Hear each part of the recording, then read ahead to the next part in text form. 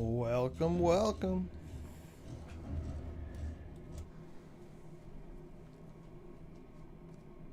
Let's see what we've got going on this evening.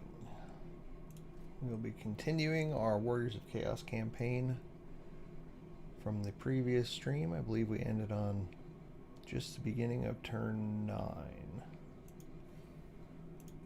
Warriors of Chaos. Indeed. While that loads up, I shall get a drink. Tonight's drink is Cowboy Country Distilling Reserve Corn Whiskey, craft distilled, small batch, here in Wyoming. It's not as good as my usual drink, I don't think. I like Jameson as a general rule. This stuff has a very unique flavor. I mean, it's not terrible.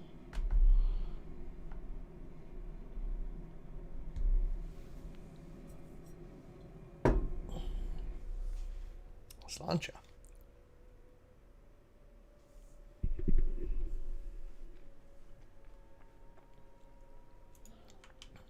Alright, okay, so we had just destroyed Joktraken, and we were in the middle of... Oh yeah, after we destroyed it, Archaon decided to run halfway across the world. And then we just need to end that turn. Anytime you... It auto-saves in between turns, but it always auto-saves right before changing turns. So if you don't save at the start of the next turn, then you gotta click end turn again. Hellspire and Scaling have confederated. Hoorah for them, I suppose. Alright, I could begin immediately. I'm not going to. I'm going to march up to just this point. Get ourselves into another encampment. We'll switch over. Nice. We are able to upgrade. And then we will also go ahead and grab a couple more Chaos Warriors. Actually quite surprised it has not given me... Must be turn 10 that it happens. I know really early on they should be giving me a hero of some sort. Either a caster or an exalted hero. The melee hero. But maybe it'll pop out this next turn. That'll fill us up to a 20 stack army. Ooh, we might have to be beating on some Throg here in a second. Since he is apparently going to interfere with my destruction of the dwarves. Just go ahead and take serve or die. That way 2 turns from now we will have Lightning Strike. Lightning Strike just allows us to separate and decimate armies that are grouped up.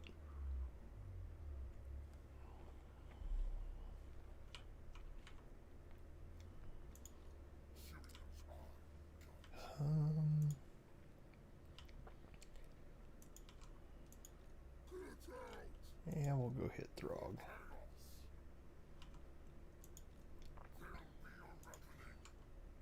Again, I wasn't really planning on this part, but he also unexpectedly declared war on me before. So, Pyrrhic Victory.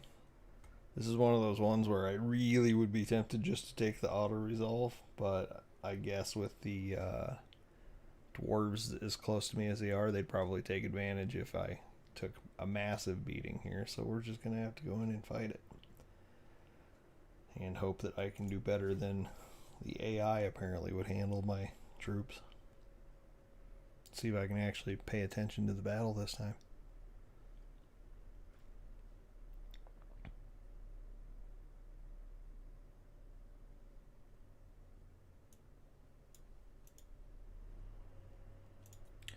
Just hit start deployment.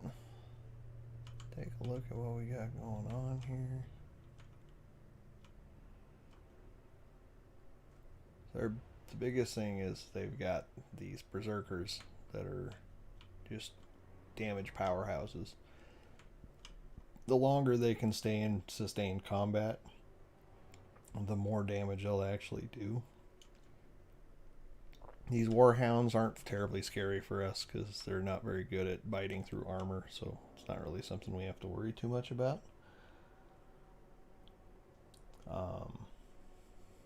We do still have this useless marauder here, but that's fine. We'll deal with him as it... Maybe he'll get wiped out this time. We'll make sure to put him front and center. We got 5 on that side. 5 on that side. Stick this guy in the middle.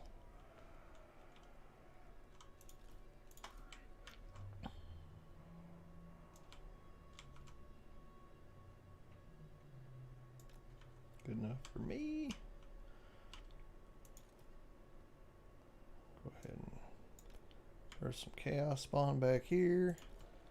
Kick some dogs out here. Kick some horses. Also gonna put them over there. That way they can come down from the high side instead of having to run uphill for the first part of their journey. And make sure Archaon's kind of in the middle here. We'll select everybody. We'll do it a little bit better. Group them together. Locked is fine. Group them unlocked. Group them for selection. Even though, you know, watching me, you're going to see me always dragging boxes around stuff. I still set them in a group so that I can just hit 3 on the keyboard or double tap 3, and then it'll just take you to whatever's in that group. I almost never, well, pretty much absolutely never actually use that, but it is an option. Alright, we're going to start the battle. I think we're good to go. They are definitely going to make us come to them, which is acceptable.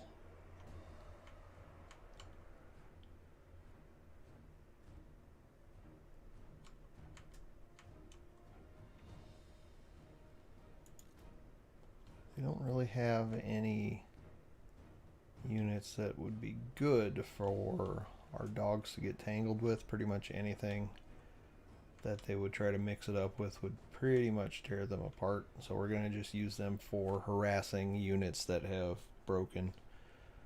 And they can chase them off the map. We will bring our horses up and around, I think. Oh, I forgot to put my duders on.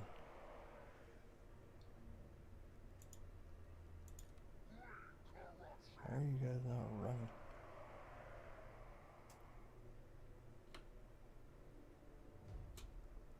Well, better question is, why is it not allowing me to make you run? That was very weird.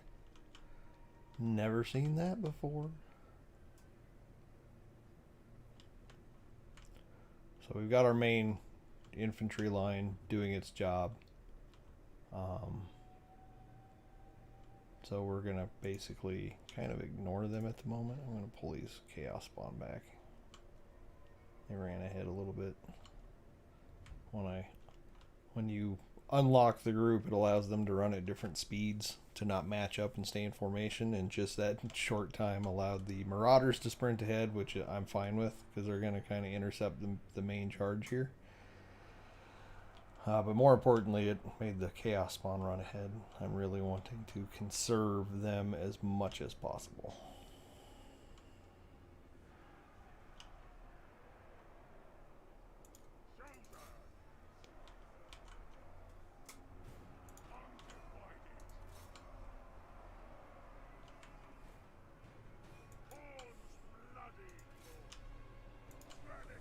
We'll just go ahead and kind of spread the love here as much as we can.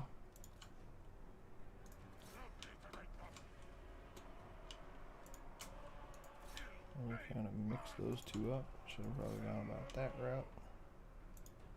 This is acceptable.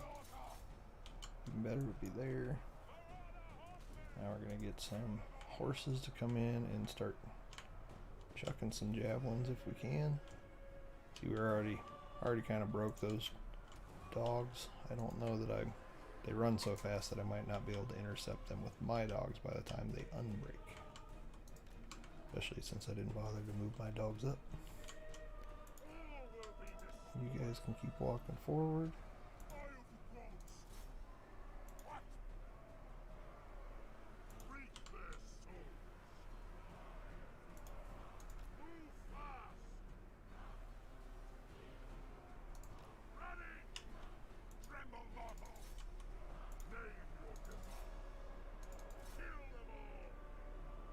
Counter charge real quick.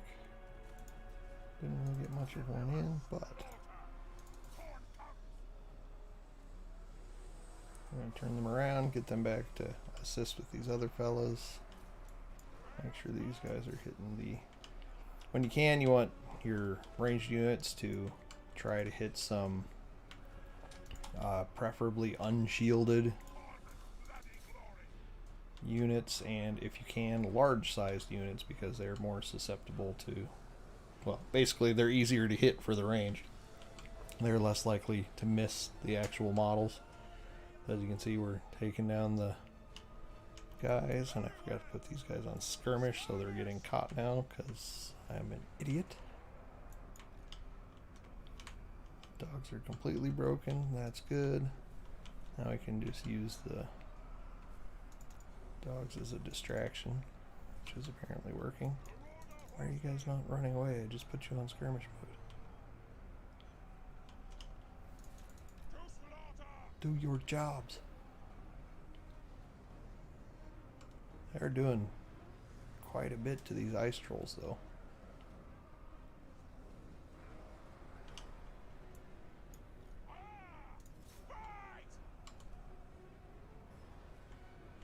Let's just keep that up, keep harassing them. I'm okay with that. Come in here, make sure everything's going the way we want.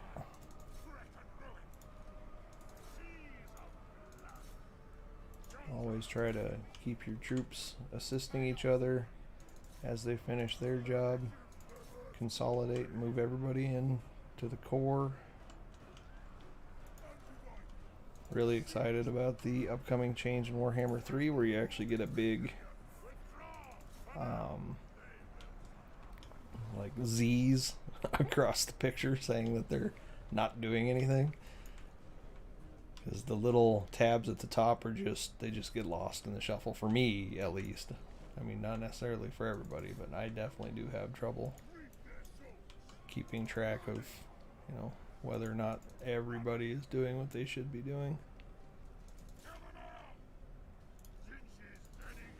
Alright, where's Throg at? I haven't been paying attention. Oh, nice. Throg's getting his rear end kicked just like we would like him to. I should actually kind of buff these guys up. Nice. Throg's pretty awesome, but I mean, he does suffer from the fact that he's large, so, you know, he's fighting these halberds and they have a bonus versus large, so they've been able to actually do some pretty good work, even though I wasn't actually paying attention to them. So over here on this right side, we're actually definitely having some issues. I definitely need to get more troops headed that way.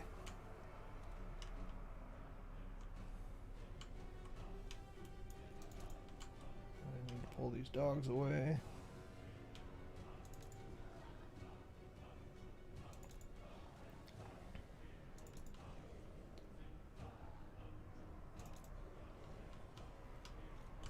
Okay. Okay, Throg managed to break them, but I can get Archaon in there. Archaon, go deal with him. Hit him with a fireball, stop him from regenerating for a little bit. Or do extra damage because he is regenerating. Today, please. It would be nice. Oh, you stupid tree. I should have been paying more attention, apparently.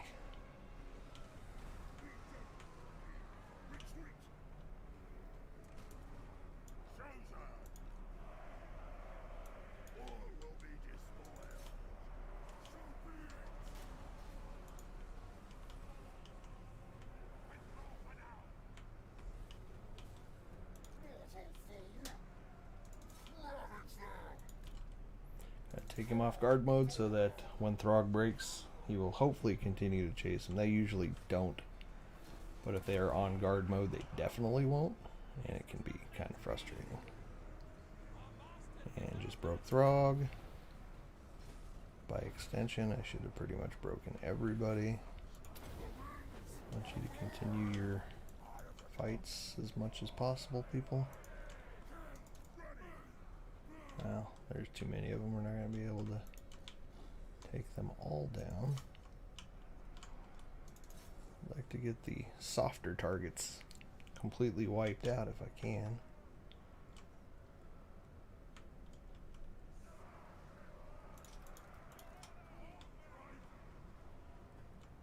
I'm going to switch my horsemen over to melee mode and have them run up here, and we'll try to take out some more of these trolls.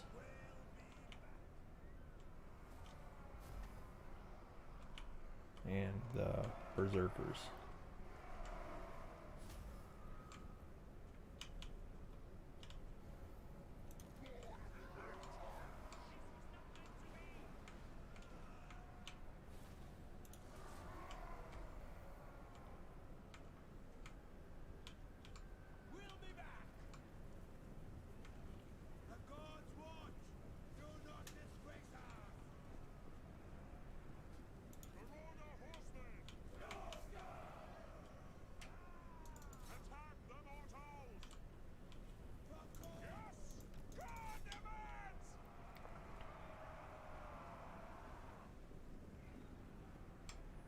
I don't think they're gonna make it in time.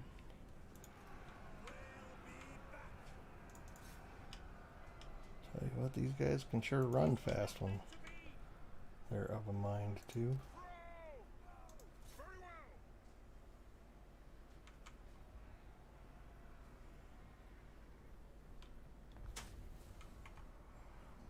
Alright, well, I don't think I'm gonna be able to get down. I'll be able to at least finish this unit off. Oh no, there's too many of them up there. Still 12 of them, almost to the edge of the map. Oh, we got a little ways.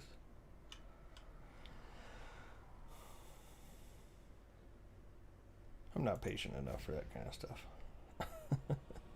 That did end up being a Pyrrhic victory anyway. I was hoping to avoid that, but it is what it is.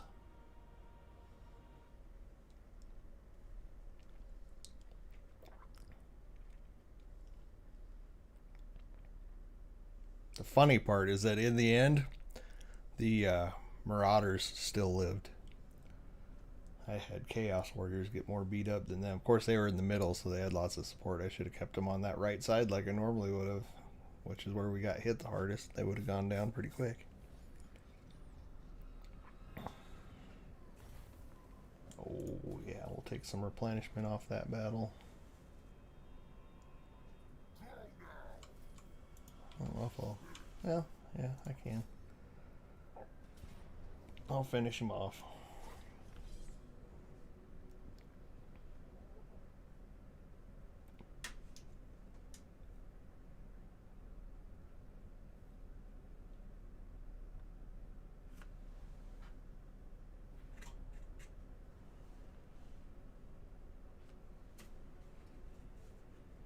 I don't know about anybody else, but that camera seems ridiculously blurry right now.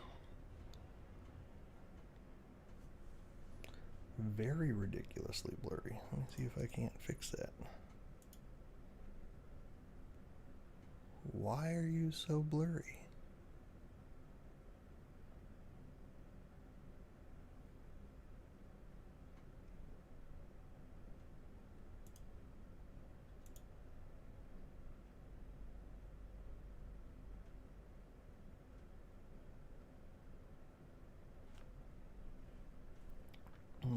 bear with me.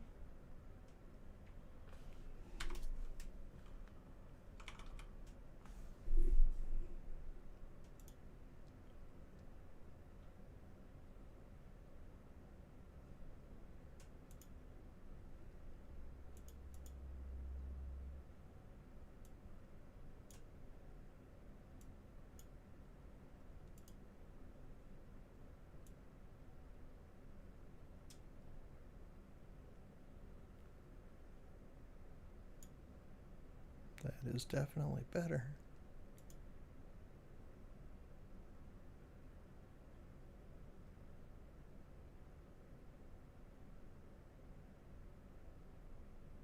Acceptable.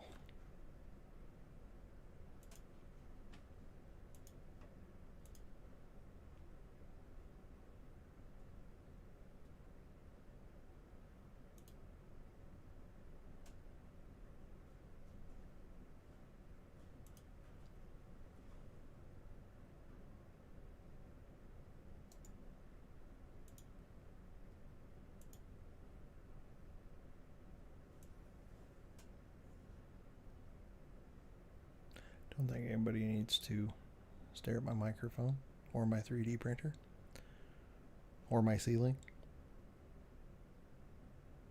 I'll just clean this up a little bit. I don't know why it decided that it changed between yesterday and today, but it apparently did.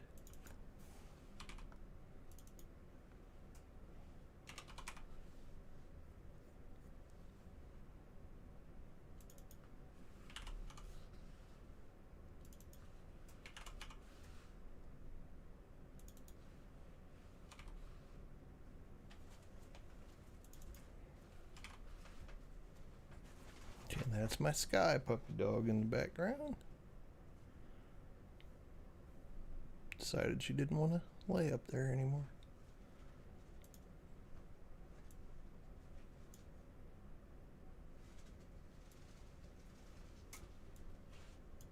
Good enough.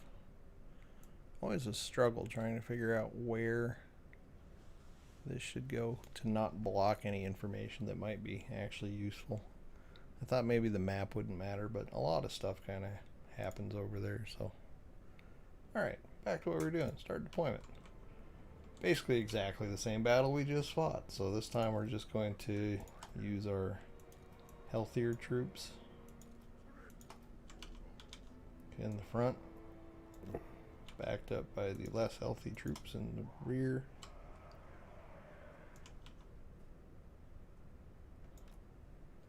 With the exception of our marauders.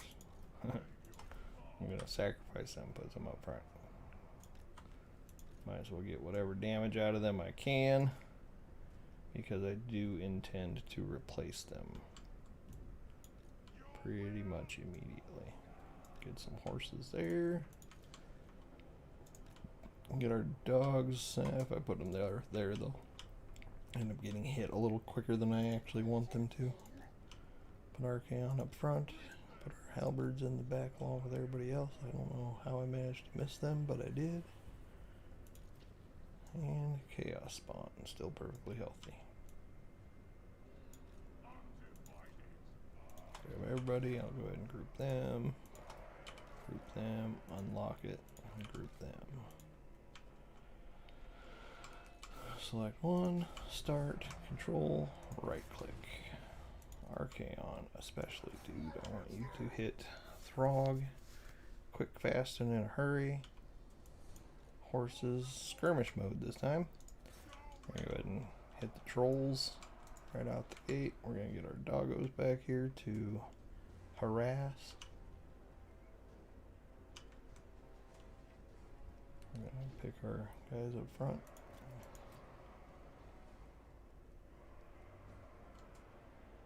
Who seem to be just utterly confused about what they are doing. I don't get why that is happening each time now.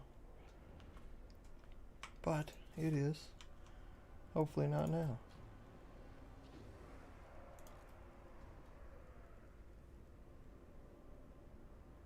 There, everybody's actually running like they're supposed to be.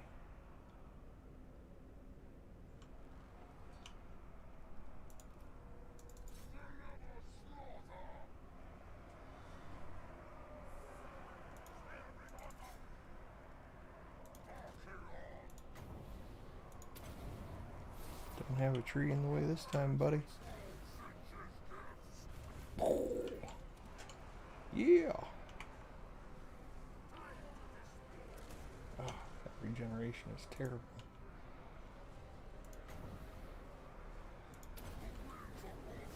Oh, I picked the wrong guys. Try to kill him, please. Please.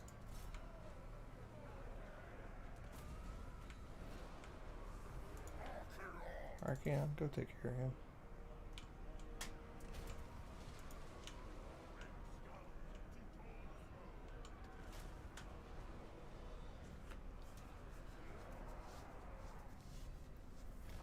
Broken, and the silly marauders survived another round.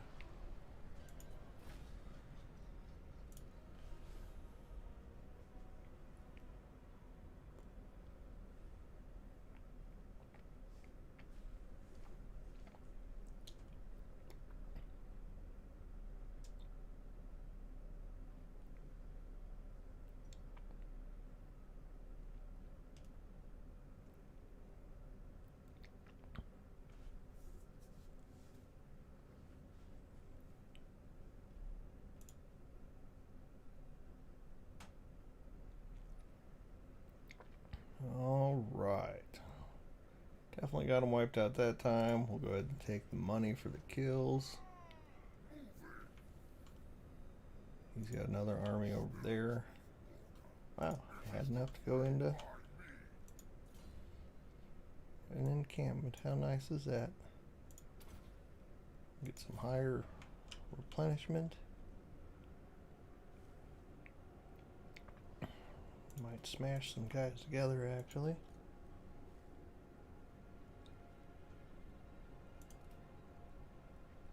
So I don't quite have... Hey, that'll help. We get 3 guys now, finally.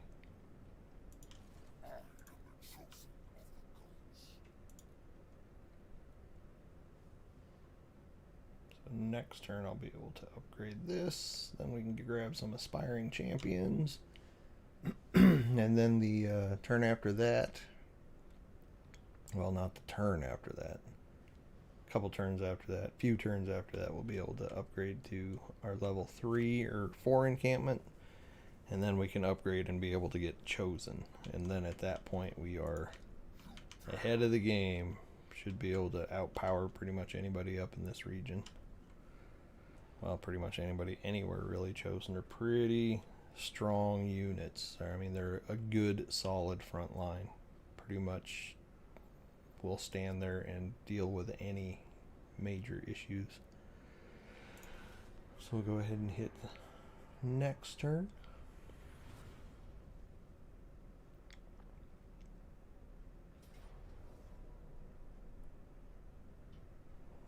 Apparently they decided that they were gonna come fight us. That's fine. We will just go ahead and take them on. Rather surprised, actually. I mean, we're pretty beat up, but they do have a lot of berserkers, and those berserkers punch quite a ways above their weight class. On top of that, they've got some axe throwers, which will punch into our armor pretty well.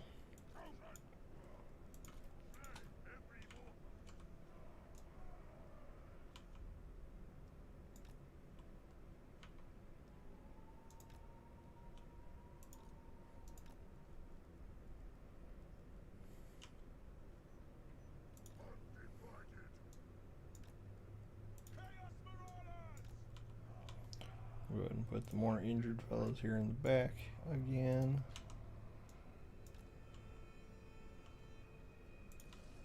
There's some dogs over there.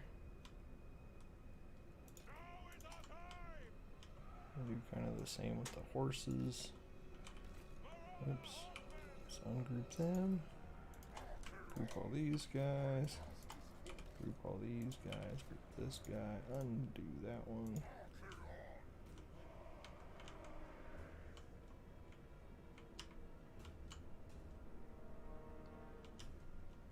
Start deployment.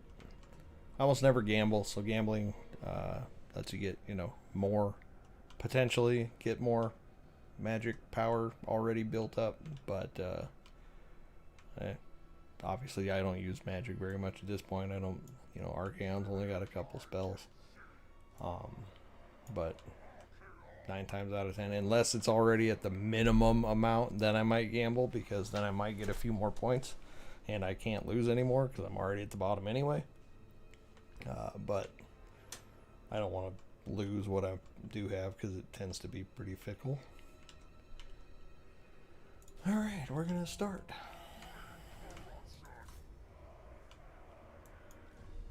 Put these guys on skirmish.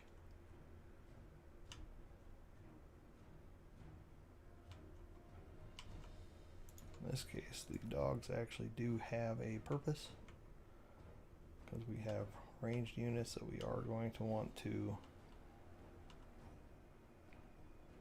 try to take out. So these hunters, they are anti-large, so we actually don't want them to get a hold of our horses, which is of course exactly right where they went, because horses are large units, so they get extra punching power on hitting anything that's a large sized unit. Now we're going to want to get our dogs in here. Go ahead and just bring these guys around the back. Charge, charge. They're already hitting.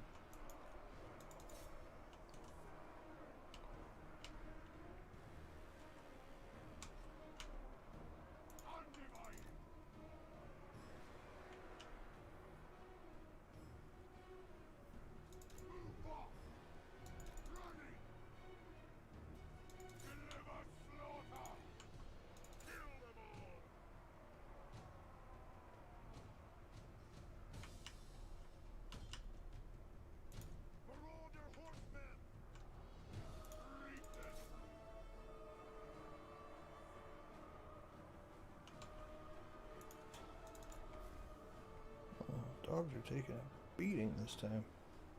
Wow. That was not expected. Make sure Archaon's hitting who I need him to. Yeah, he's fighting him. Give ourselves a big boost.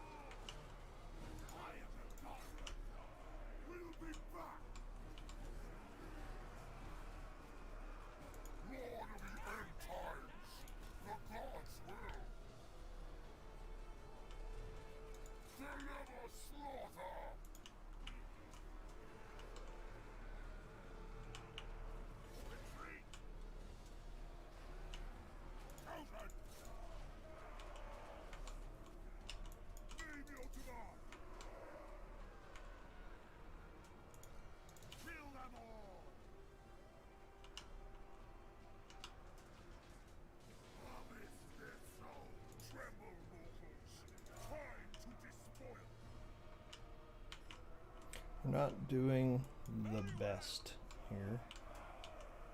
I mean, we're not doing the worst either, but I could definitely be doing better. Can you guys turn around? Let me take out these other guys. Horsemen, come up here and assist these guys.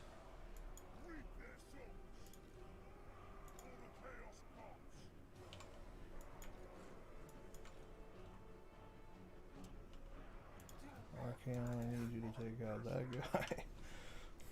They've got their lord way in the back just hanging out. Kind of annoying, actually.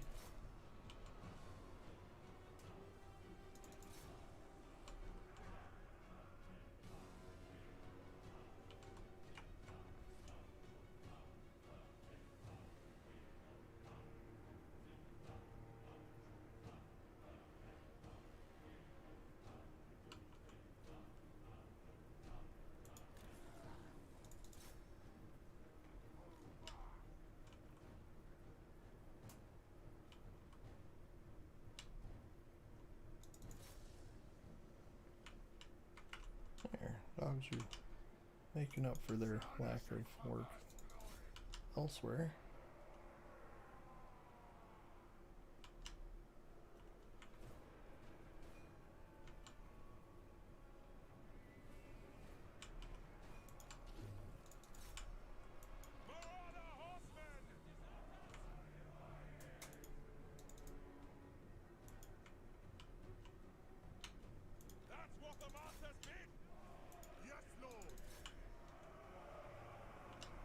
I think we broke them. We did. Phenomenal.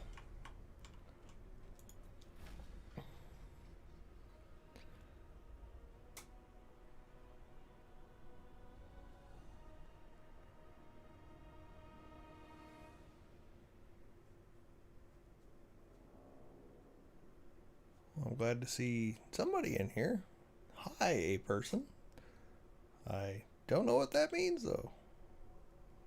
Are you human?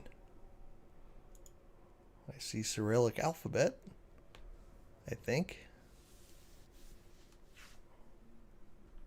I'm not wearing my glasses, and unfortunately my chat is really far away. My glasses are just too darn reflective. There we go.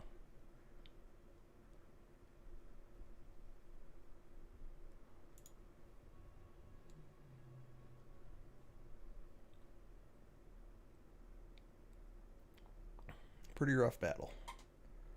Just the berserkers are so much to deal with, and the terrain sucks. This is going to actually stall me out for a couple turns.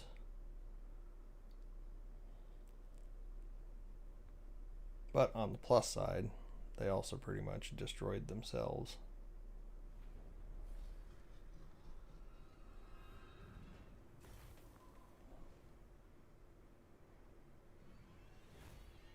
Chaos Warriors with halberds died, but the marauders that I keep trying to kill off still live.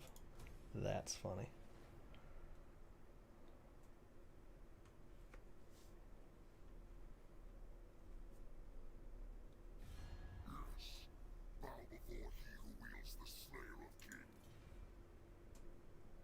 So this is our vassal that we woke earlier. They are asking for money.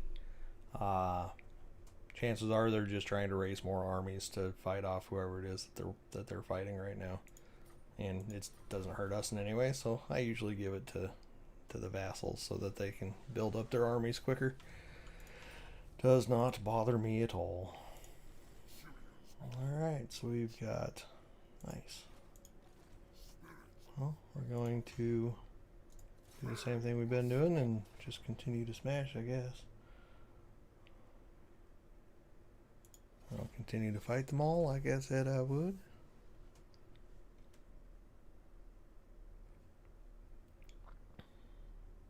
The terrain continues to be terrible.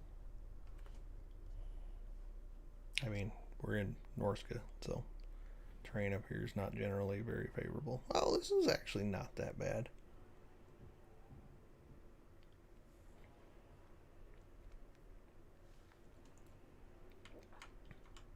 Much better than I thought it was going to be.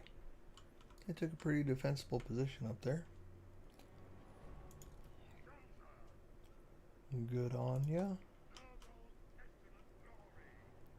I'm going to move my weaker units off to the wings. Keep the stronger fellows in the middle.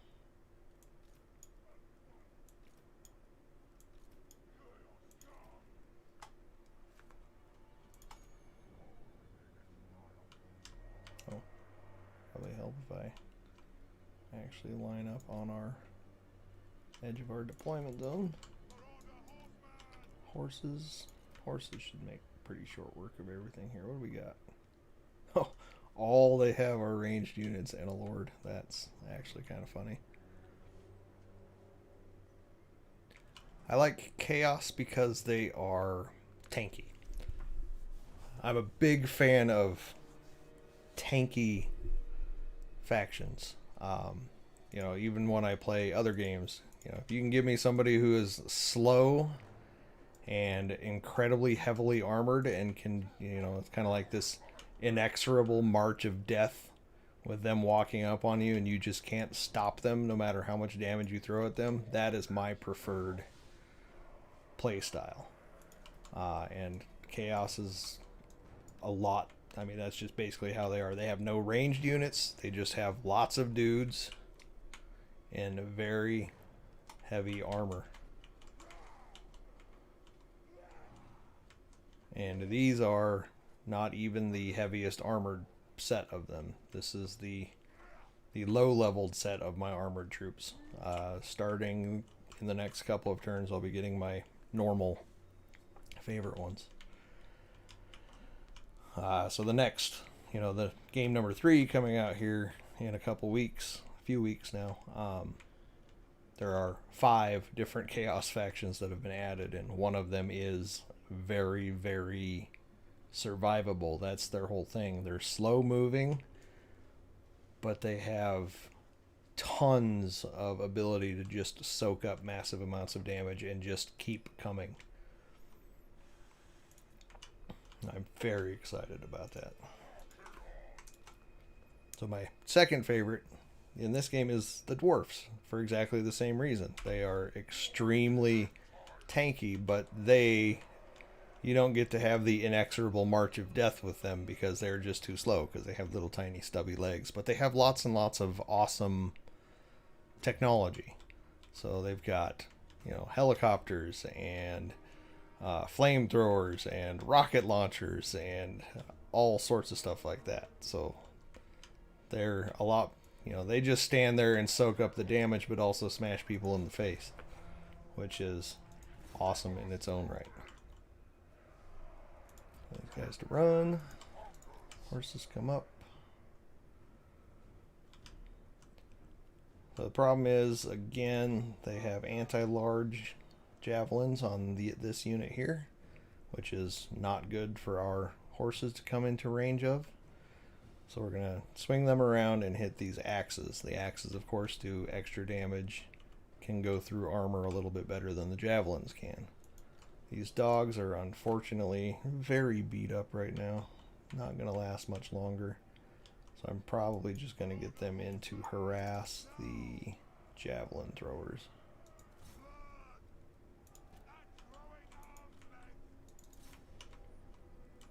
Archaon is going to go up here. Another thing about playing Warriors of Chaos in this game as it stands right now is they are a horde faction, which is actually one of the reasons that a lot of people don't like them. But I actually enjoy the horde playstyle because they don't have settlements to defend. I literally can make no settlements, which makes it kind of nice. I don't have to defend my territory in any way. I can just run around and kind of, deal with stuff however I see fit. I never have to worry about what might be coming to take its city from me or anything like that.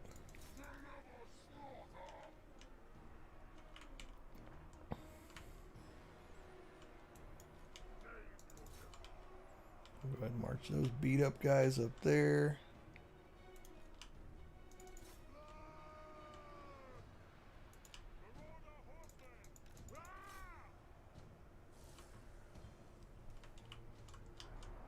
Why are you not doing your job, Archaon?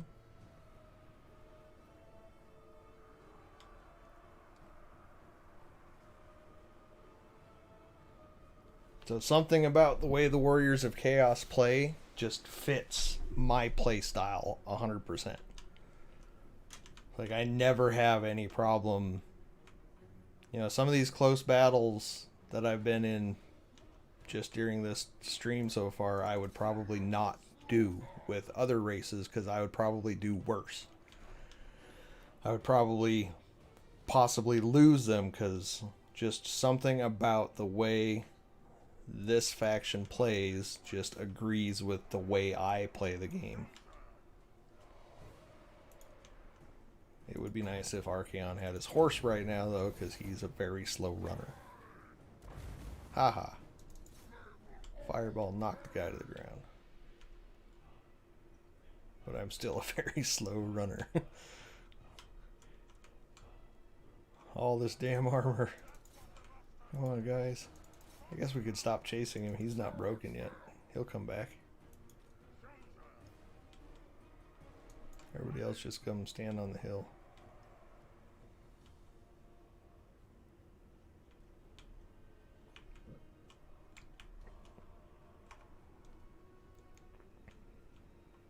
Wow.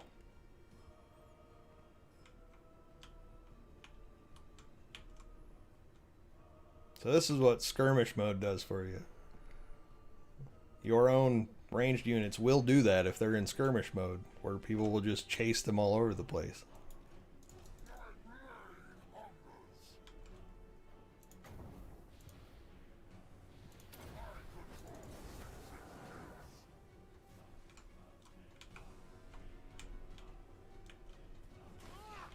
But really it's the cow horns. I mean, look at them horns. Dude looks like a Texas Cadillac.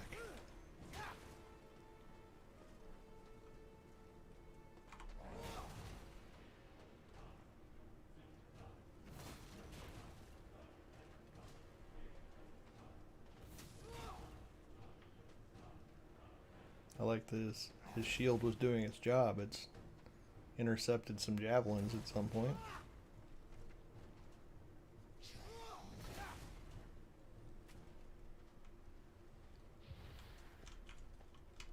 Now the guy's gonna run again. We're gonna hit him with another fireball. Come on, give me a good fireball. Yay! Ah, cinematic excellence.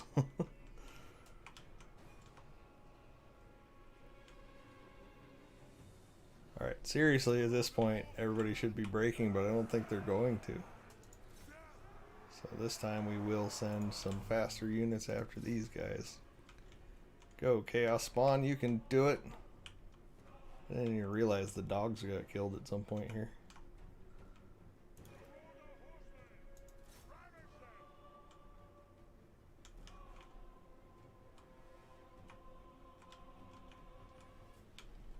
And now we're just going to fast forward. Need some Benny Hill theme music playing right now because this is just silly.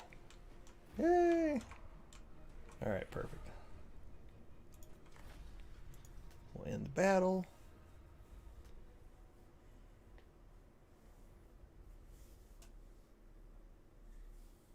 For you, Bowen, I'm pretty sure that the faction that you would want to play as is either the dwarves for their, death machines, or the Empire because they at least have tanks, because they have the steam tank. They're very rare, they're very expensive, but they do have them.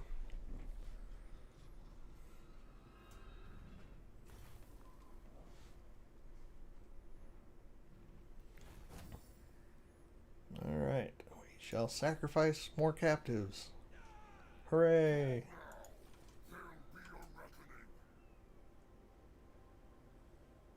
Well, hell, at this point, I might as well just merge all my stuff together. Poor Archaon's just getting quite beat up, but that's alright. Lightning Strike. Alright, finally done with that, and we can actually level up for real from now on. We're going to run over here and take out Winterpire.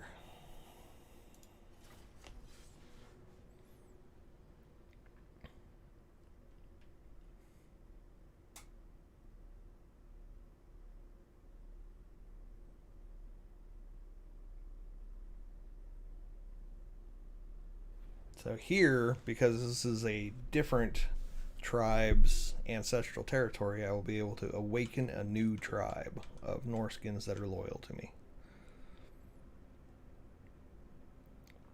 Go ahead and start deployment. Same as always. Nice flat plane on this one, so this will be a good battle. We'll put these guys on the end. Put our super tough unit in the center. Go ahead and just get a nice solid infantry line here. Archaon can stay in the back and just keep his troops buffed up with leadership. Group them up, group them up. Undo that, put them in skirmish mode. Start the battle.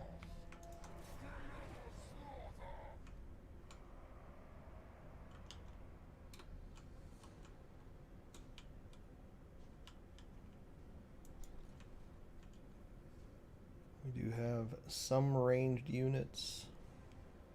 More importantly, we have these great weapons. So we're going to actually hit them immediately. They are armor piercing, so we're going to want to hit them, soften them up as much as we can with our horses.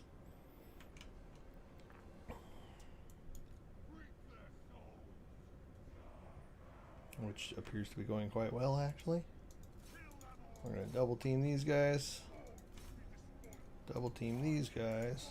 These guys can go hit those. These guys can hit those. And we'll double team these guys. Well, triple team these guys with the weak dudes.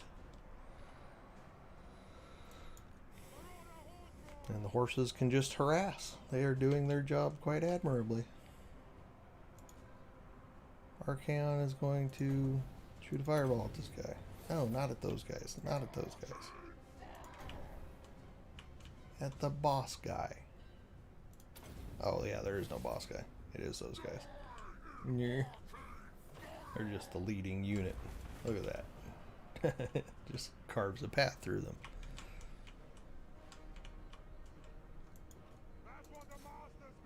Come on, horses. I told you to fight this guy.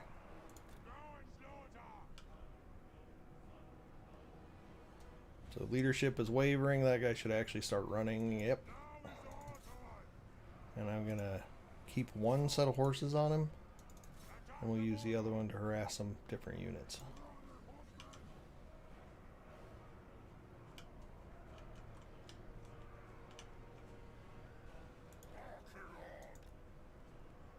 Go ahead and buff up these. Oh, I should have went with the other one.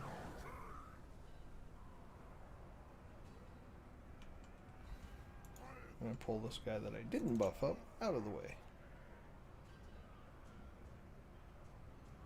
so that the ones who are buffed up can actually do their job.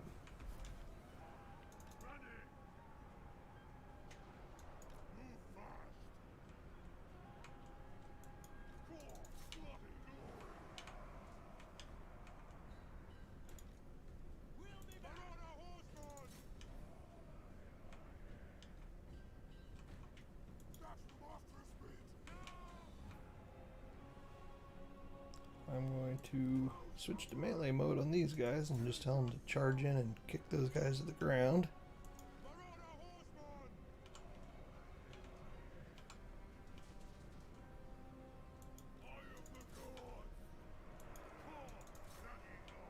We should be just about finished.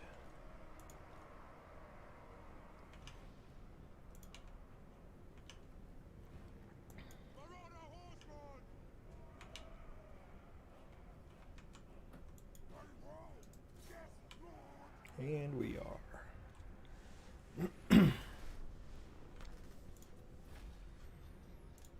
Decisive victory.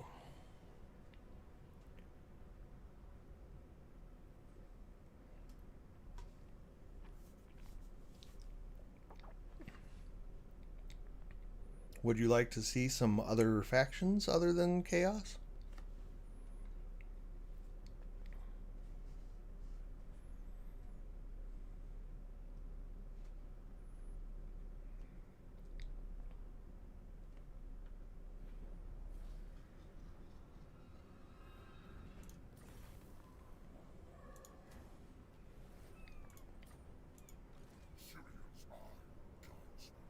Oh my goodness. Sheer luck. I had 25% remaining, so I could actually... Ooh, I get to get the Slayer of Kings soon. Alright. I will take my extra weapon strength when attacking. We are going to... Ooh.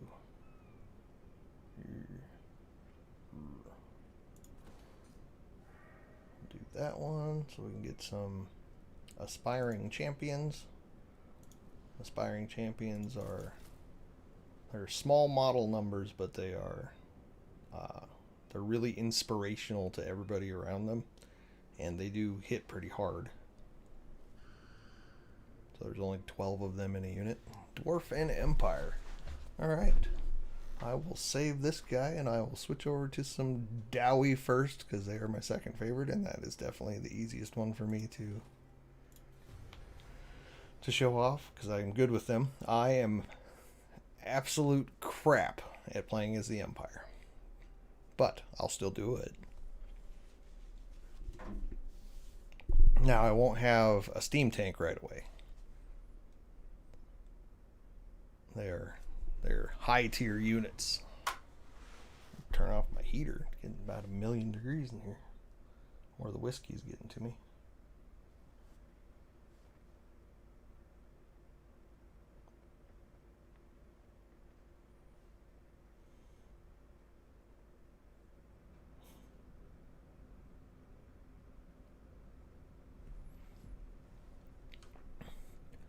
All right. We shall save.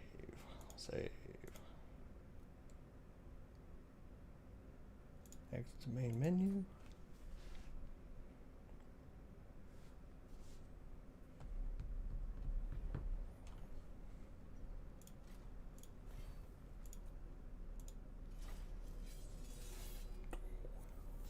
So the dwarves are a very old race.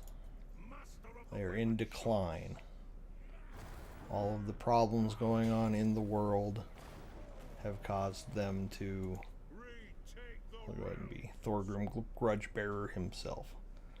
All the problems going on in the world have caused, they've lost a lot of their ancestral homelands to Skaven infestations and greenskins and all sorts of problems. And their entire life revolves around being mad about stuff. They hold grudges.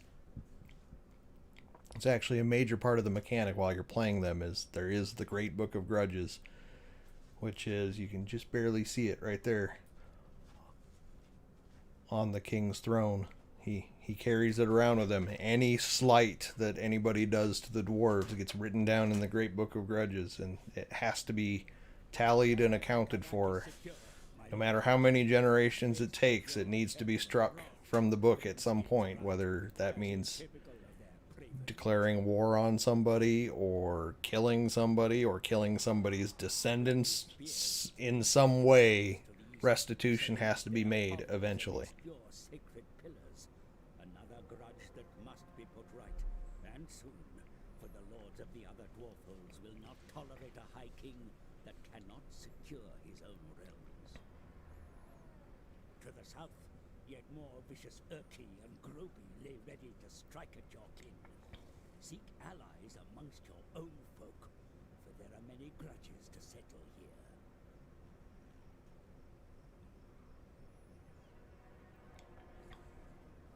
The world shall be in thrall to the Kara's Anchor once more, and no creature, greenskin or otherwise, shall stand in your way.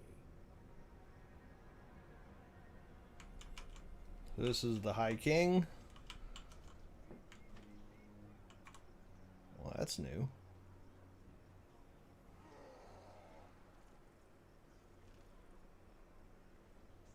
Oh, so this is new as of the last patch to the game, because they actually did add some dwarf stuff for free, which was awesome and unexpected. This is not normally how you would start this campaign. As soon as you started, the very first thing it would have you do is you'd have a grudge issued against Nashrak here. What in the world? We got all sorts of new grudges. Wow. Well, I'm glad that I did this, because I did not know how much this changed. Okay, this is the normal one. Trespassing greenskins. So I need to get rid of this guy to get 15 oath gold, which I can use to craft stuff in the dwarven forges, and I get money. The first thing I'm going to do is walk up to this point. We're going to add Tom Phillipson. Wow, you sound like a vampire. Master Engineer to our little army here. And then we're going to continue on and fight Nashrak. We'll fight the battle.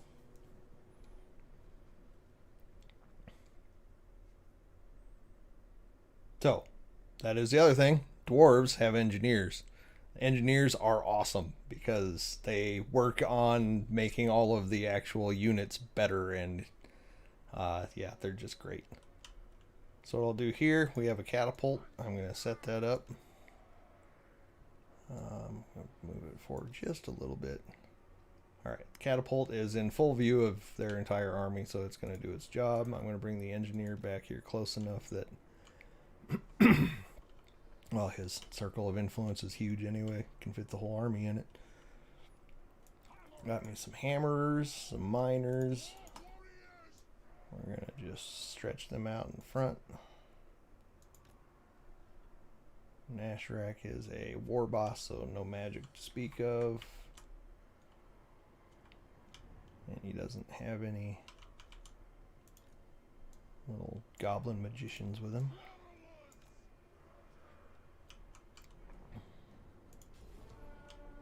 So the big thing with dwarves is for the most of the time you're just going to sit here. They will come to you every time because you always have artillery, so you're always shooting them from the moment the battle starts. So they can't just sit back and wait for you to come to them, which is good because it would take forever because dwarves do not move fast. They're very slow with their stubby little legs.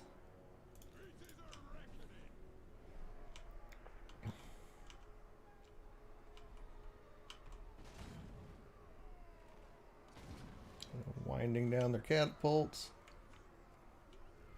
And these are grudge throwers. So, you know, I was talking about how grudges are everything that they do. Even these, the rocks that they throw have little bands of paper or whatever, or they're carved in, whatever it is, they have grudges written on them that they then use to kill people with their grudges against their races and whatnot.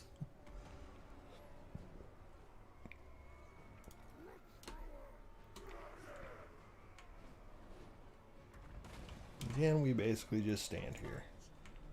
So the king is carried on a throne, carried by other dwarves.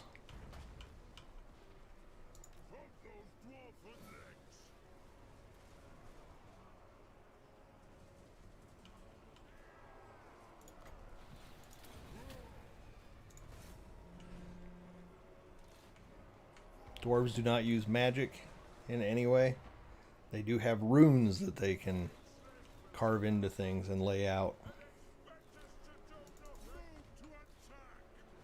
which is the closest thing to magic that they have. And that whole system has been revamped in the last patch, and I'm not super familiar with it. I mean, I think it basically works like it always did. It's just way more in-depth than it used to be.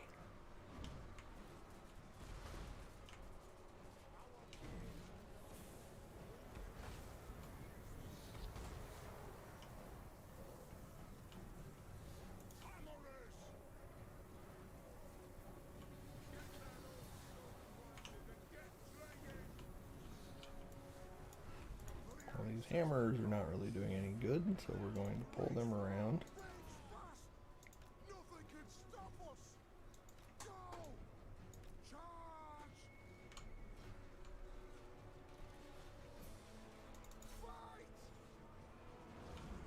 Also getting far more torn up than I'm used to.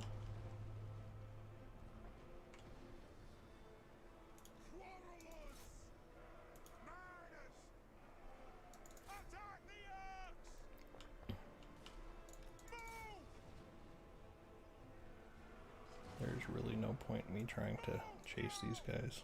My guys are too slow. So I'll just hop up here at the top of the wall and wait for them. Alright, now everybody's starting to break. We just gotta get these guys taken care of.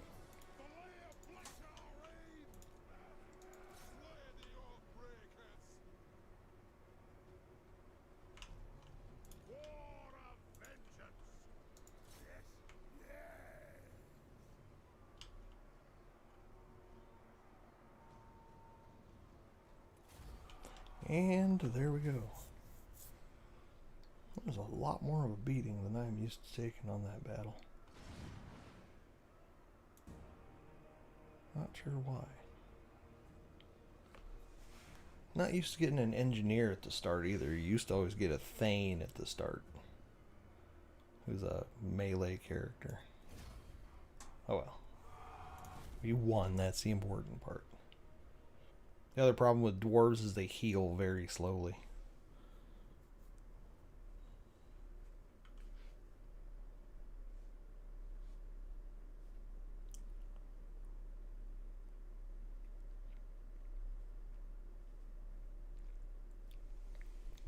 I did make a drive down to Grinner's today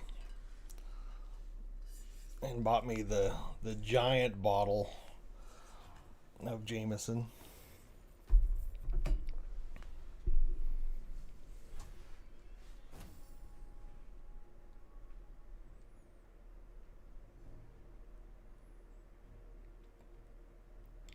Ooh. Yes, sir, I will take that.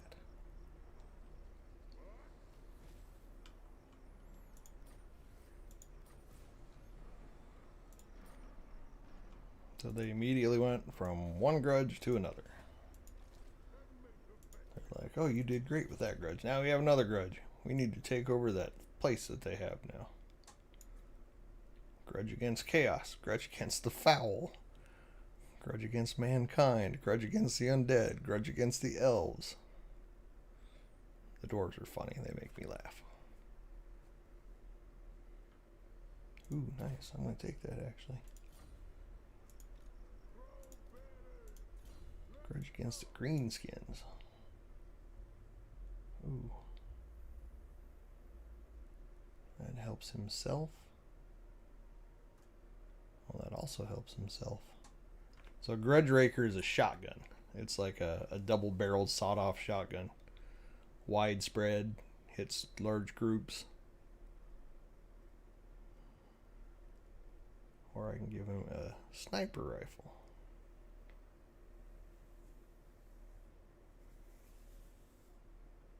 Can hit a target at over 500 dwarfen paces. This lets him restock. Oh, nice. Okay, I gotta go with that one. Okay.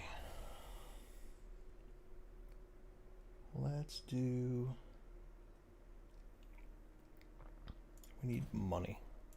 Dwarves are also kind of expensive, so more money is better.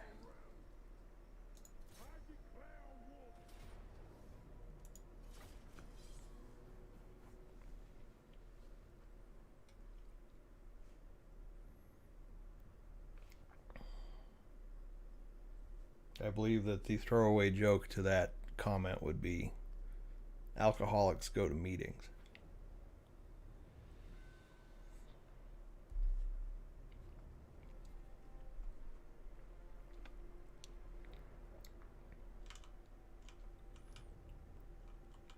Well, hey, since you guys are in here, is the sound coming through okay on the game?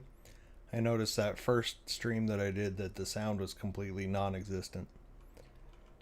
So I do want it to be audible to you, just not to swamp out anything else.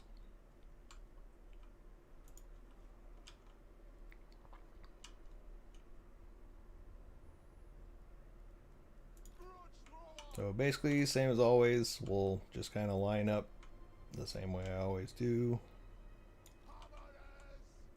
This time I'm going to just use this option here and say melee in the front. It's an interesting way to do it.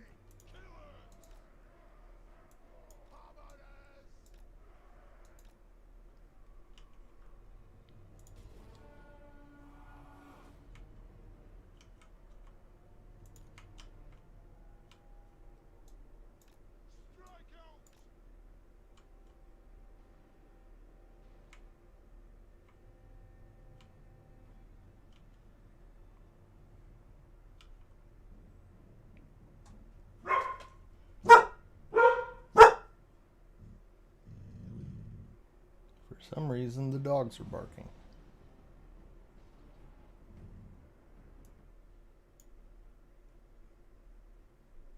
I'm going to be right back while I go see what the dogs are barking about. It did sound like somebody knocked on a door.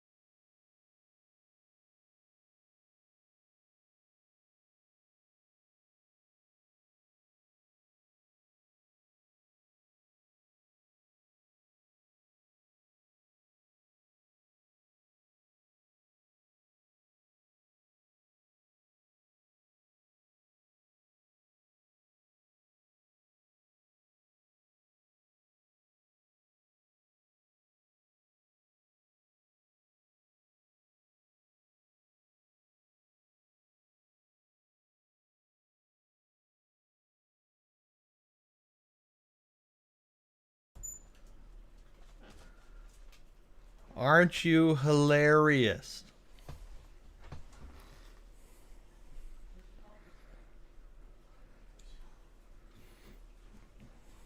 The pizza delivery guy was just as confused as we were when we told him to go away because we didn't order pizza.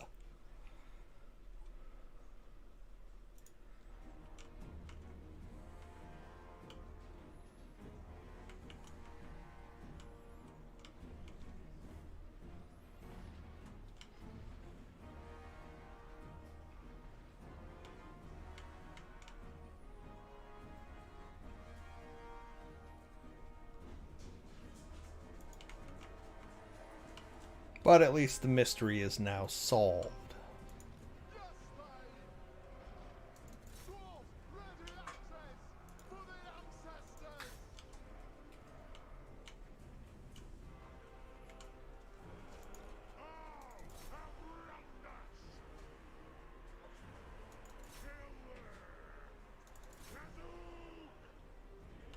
I think I will send... Did I take the pizza? Yes, I took the pizza because it was from you. Otherwise, I would not have taken the pizza.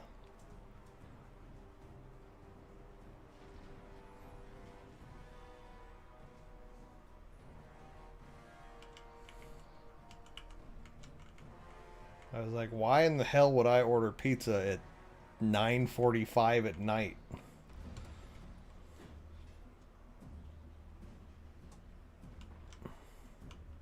But then I actually looked at the receipt and your name was at the top. I was like, ah ha ha, funny.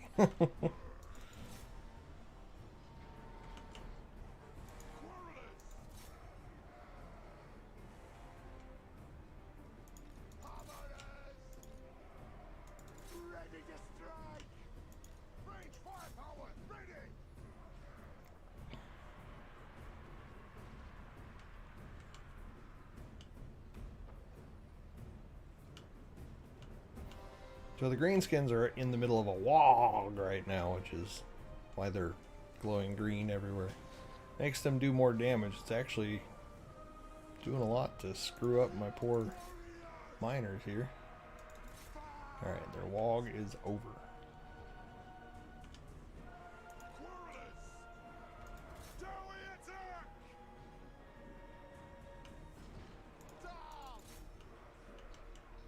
Now we just gotta get everybody to break. I did see that. It was garlic sauce.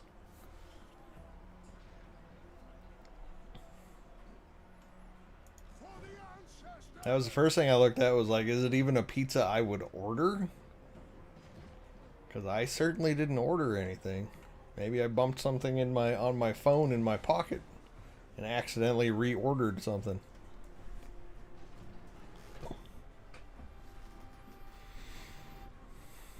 I clipped Willow's toenails tonight. I made her bleed. It made me feel bad.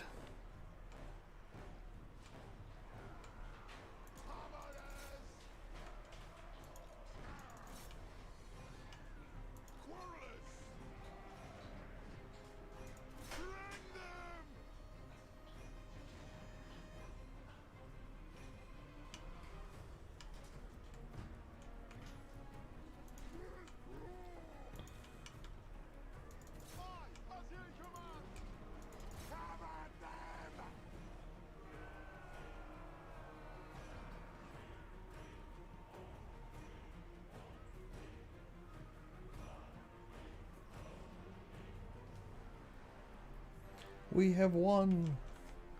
The greenskins are defeated. Hooray for us. Well, on the plus side, the corgi won't have willow nails.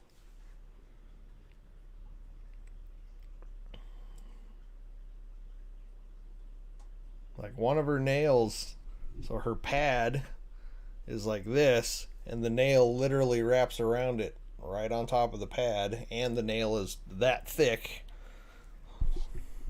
and completely solid black, so you cannot tell where anything is, and it's not shaped right, so you don't know where, if the quick is all, it's just impossible to tell.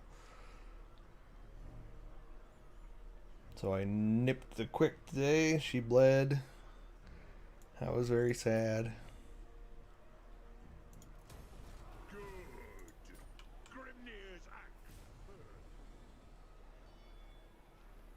Oh, now we have a runesmith. Wow, it's moving right along. Oh, we don't have a runesmith yet. That after we do that. After we do the ambush at Thundering Falls. Now we level up. We will take some full plate armor. And our Master Engineer can give us +3 strength, 3% strength for all missile units. I do not need the advisor to constantly talk to me.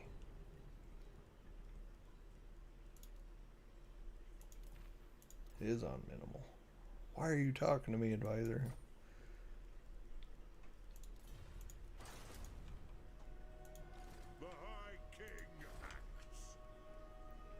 Alright, we'll level up Karaza Karak, which means the stony stone place in Dwarven speak.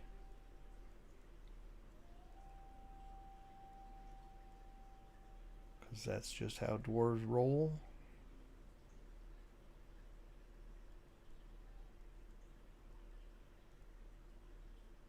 I will wait. So we can start here. So I guess we can look at what all they have. So the grudge throwers are the catapults you've already seen. How do campaigns work in this game? So single player campaign, you have objectives. These are my objectives. You have a short campaign and a long campaign. You can choose which one you want to do. So for the short campaign victory for this particular race, and every race and or faction can be is completely different. So these, I need to ensure that the total severity of grudges in the Great Book of Grudges is no greater than 9. My current total severity is 40. So that's because of all those new grudges that they've added as part of the story mode here. I need to unite all of these. So all these are ancestral dwarven homes. Some of which still have dwarves in them, some of which don't. Some of them have greenskins or Skaven or, something like that in them. And I need to clear them out and bring them under my control. And I can do that either by owning it myself or making allies with other dwarves who live there. And then I also need to control 8 of these settlements. Doesn't matter which 8, it just has to be 8 of them. So for the most part, like Karak 8 Peaks, anything that is a Karak is a dwarven hold, an ancient dwarven hold at the very least. This one is a particularly notable one from all of the story and the lore and all the books and stuff around Warhammer. But so that one I'll probably try to get anyway. Black Crag is really close to where I'm at. Black Crag is just right down here. Right about here. Right here.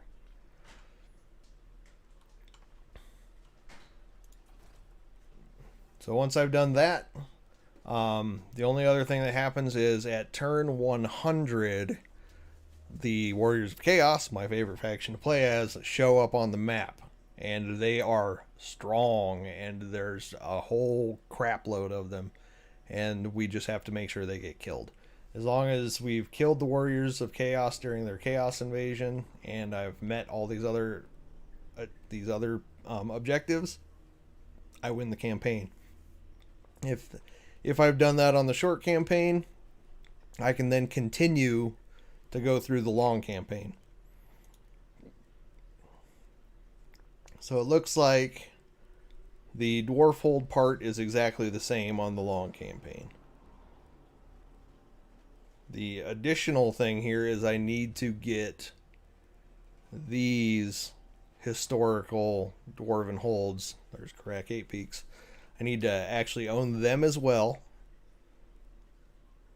And then instead of just 8 of these on the list, it has to be 17 of them. Which, to be honest, is almost all of them. Looks like there's 21 of them there. 16. Yeah, looks like 21. So 17 of the 21 of these listed here. And then other than that's the 2 additions. So I need to also have these and an extra 9 of these in order to have a long campaign victory. As long as you've done the short campaign, you're fine. You'll get the achievement for having beat a campaign with whatever faction. The long campaign is just for your personal amusement to say, hey, I did it. I did a long campaign.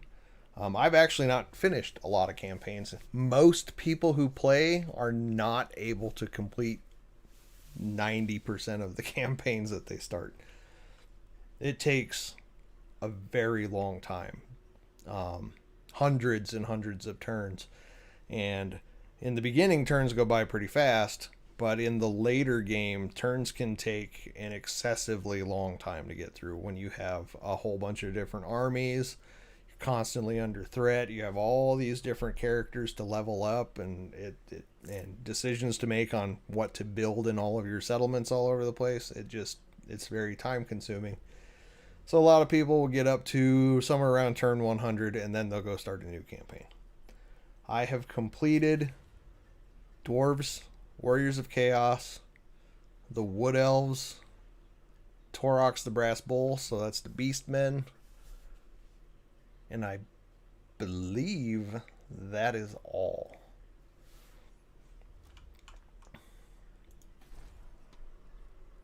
So technology-wise, as far as the kinds of units that we can actually unlock, we have the Grudge Throwers, which are catapults, Bolt Throwers, which are giant crossbows, Thunderers, which are gunners, riflemen, the Iron Drakes, which are awesome dudes in gigantic metal suits who carry flamethrowers, Cannons, which are cannons, Iron Drakes with torpedoes, which are actually a missile launcher instead of a flamethrower, the Organ Gun, which is just awesome. It's just a big set of guns that go in a line and they will just shred basically anything. Flame Cannons, which is a gigantic flaming cannon, obviously. Dwarves are very literal. They don't usually go in for any kind of metaphors. We got Miners who have blasting charges, so they actually have satchels of gunpowder that you just, as soon as somebody starts running up to them, they throw the satchels into the middle of the army, and it's hilarious how much damage it does. Other than that, they're just standard miners who aren't terribly great at fighting, but those explosives make them worth it. Dwarf warriors. Dwarf warriors with great weapons, so they're armor piercing. Quarrelers are the guys with crossbows. So crossbows are nice because they shoot in an arc, so you can shoot over people and hit behind them. The Thunderers, any kind of gunpowder weapon, you don't really have that option. They shoot in such a flat arc that you basically have to have them exposed in order to make use of them, so it's a little harder to position things. But when you do get them positioned, they do huge amounts of damage, and it's armor piercing. Longbeards, which are basically dwarf warriors. Longbeards with great weapons, which are dwarf warriors with great weapons. They're just old grumblers. So they're just grumpy, stubborn bastards who will not go down. You put them in the front line and they will just stand there for ages fighting anything in front of them and just tanking all the damage because they're just awesome like that. Rangers, which are crossbow guys that are fast for a dwarf, which they're still not very fast, but they're the closest thing dwarves have to like a mobile unit. Runesmiths, which are their heroes. Slayers, which I love slayers. They are dwarves who have committed a crime of some kind or decided that they've committed a crime and they're out to die a spectacular and heroic death. So they tend to go into battle against big, strong things and kill them. And generally die in the process, but they are tough. Giant slayers who are even crazier slayers. And then we have the gyro bombers. So you got gyrocopters, which is a helicopter with like machine guns on it. Then you have the gyrocopter with the brimstone gun on it, which is a much more powerful armor piercing weapon.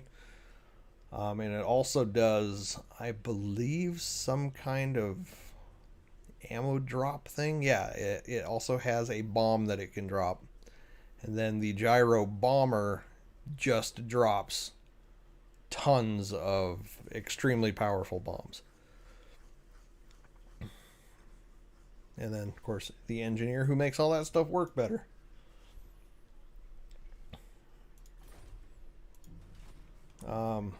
So now I'm going to save this one and then I'm going to switch over to the Empire and I'll show you what their campaign is like so you can see the differences.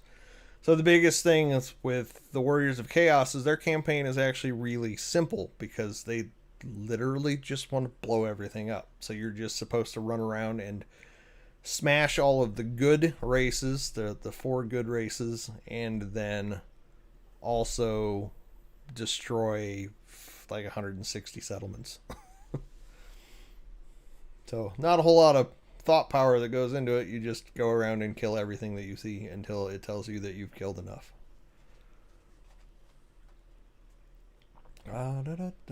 Save is what I was trying to do. All that didn't even actually end the first turn. That's kind of funny.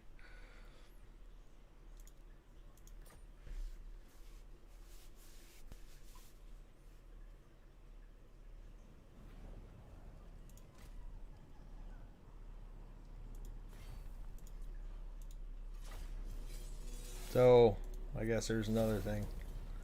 So there's this Eye of the Vortex campaign and the Mortal Empires campaign. So you can see here, playable races on the Eye of the Vortex is a smaller number than is playable on this.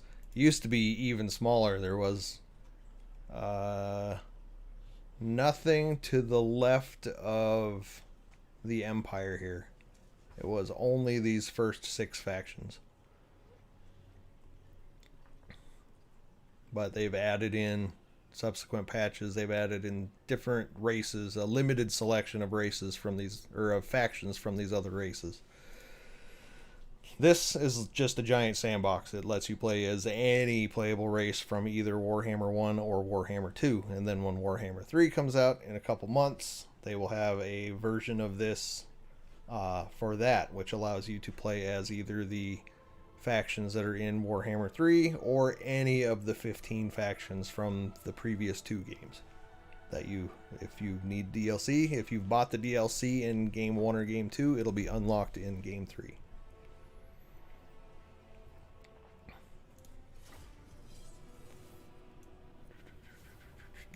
Empire. So the Empire is loosely based on the Holy Roman Empire, so they're like Germanic in influence. And they have a religious element, and then they also have lots of magic. But I will just pick Karl Franz. Like I said, I'm really terrible at playing the Empire. So their campaign is going to be really different. They have a lot of political stuff going on because of the way the Empire works. They have the elector counts that you need to get unified behind you to make you the actual, you're supposed to be the emperor, but there's a lot of turmoil in the Empire at the start of the game, and you need to actually get the Empire consolidated behind you so that you can face all of the threats that one faces living in a really shitty world like this world. Threat is extinguished, sire. Yet the fight to secure your rule has only just begun. The Empire is beset by civil war once more. Secessionists hostile to your election as Emperor are trying to form a breakaway province to the south. Advance, crush them, and bring the lands back to your sovereign rule. To the north, Boris Todbringer of Middenheim, a bitter rival in the recent election, is openly hostile. A clash with Todbringer and the wolves of Middenland may well be unavoidable if you wish to unify the Empire. Plan for this eventuality.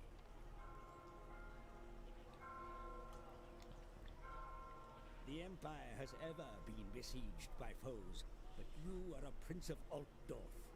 Greatness runs in your very blood. Make the Heldenhammer proud.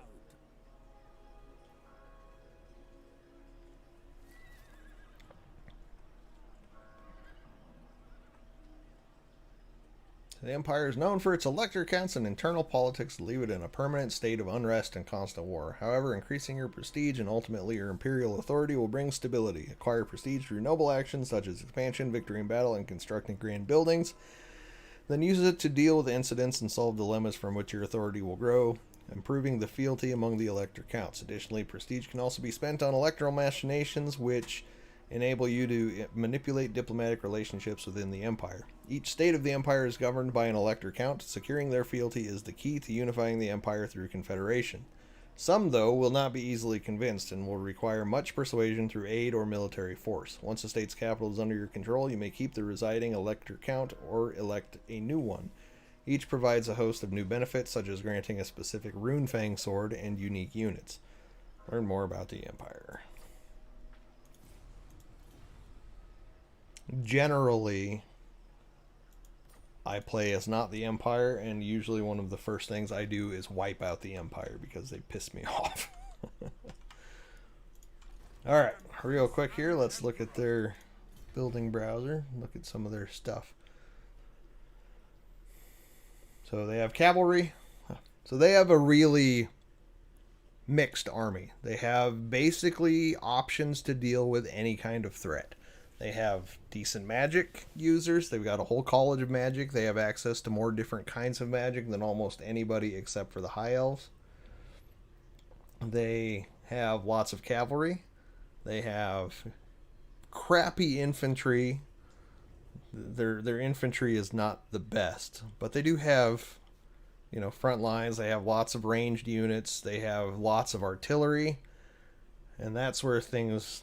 Their war engines are actually kind of neat because they have the war wagons, which is like a big boxy wagon that they just put people with guns in the back of it to run around and shoot things while on the move, which is kind of nice. It's all armor piercing and stuff. They've got mortars that fire in a huge arc and can reach a really long way. They're really good at destroying. I mean, they work like a mortar, so they're really good at destroying infantry units. War wagons that also have mortars in the back of them, so you can use the same mortars, but they're actually on the move, which is really nice because moving mortars around is slow. They have the Hellstorm rocket battery, which is basically a gigantic missile launcher thing. Very destructive. Not very good at hitting things, but it fires such a huge number of rockets that it's just mass destruction anyway. The Great Cannon, armor piercing and long range. Hellblaster volley gun, which is kind of like the organ gun for the dwarfs. I actually believe that they may have gotten dwarven help in the lore to actually make these. And then the steam tank, which is a steam tank and is pretty sweet. Expensive and pretty late game though. And then they have a whole bunch of religious crap, which is all religious crap. They have all their wizards, multiple ways to get said wizards. Oh, that's because of Altdorf. And then the Luminarch of Hysh, which is a part of their... that's got to be part of the college. So that's a magical thing. But they also have the all of their religious nuts. So these are the religious nuts. Oh, it must just be Volkmar the Grim, who has a strange... Warrior Priests might have one too. Like a strange altar that they can ride around on. Anyway. So their campaign, same kind of deal. Short campaign. You need to control all the provinces of the Empire. So you need to unify the entire Empire under one ruler. And you need to reclaim Sylvania. So Sylvania is technically was imperial land. Sylvania is down over here. Right here. But it is now actually run by vampires. The vampires believe that they should actually be the leaders of the Empire.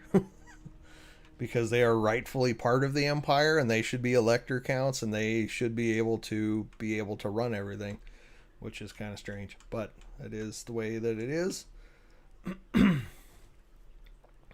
So after you've gotten the entire Empire, including Sylvania, all under one ruler, then you also need to have all of these, or 8 of these settlements, kind of like the same thing that the dwarves needed, just 8 of this list of settlements. And a lot of these are the exact same settlements. And they're all over the world. So the biggest thing here is they do want, I mean, it is Warhammer. They want you to go to war. So Corone, you could easily probably get as an ally because they are the fabulous fighting Frenchmen. They live up here. That's where Corone is. They will generally end up allying with the Empire, because they are on the side of good. So that one should be easy to get just through military alliance. The Oak of Ages, that is the Wood Elves. They live down here, and they are not very friendly, so that's difficult to do. Castle Drakenhof is part of Sylvania, so in theory you already have to take that over anyway as part of the first portion of the victory, so that should be a definite thing that happens. That is the only one that is going to be met through that, other than Altdorf, which you have at the start. Miragliano, technically you could probably get an alliance with them. They're down here. They are also human. In Warhammer 2, they are basically Imperial faction light. I mean, they use the same units and everything. It's because they're kind of a placeholder. In the lore behind everything, they should actually have a slightly different army setup, but that has not yet been added into the games. It might eventually, who knows. Skaven Blight, that's Skaven, that's Ratmen, and that is a scary place, and it takes big balls to go down there and take that over. Kislev is another human faction. In this particular game, they're up here, should be right here. They are basically also Imperial troops. They are very much not Imperial troops in the lore, and they are actually coming. They are one of the main races or main factions in Warhammer 3.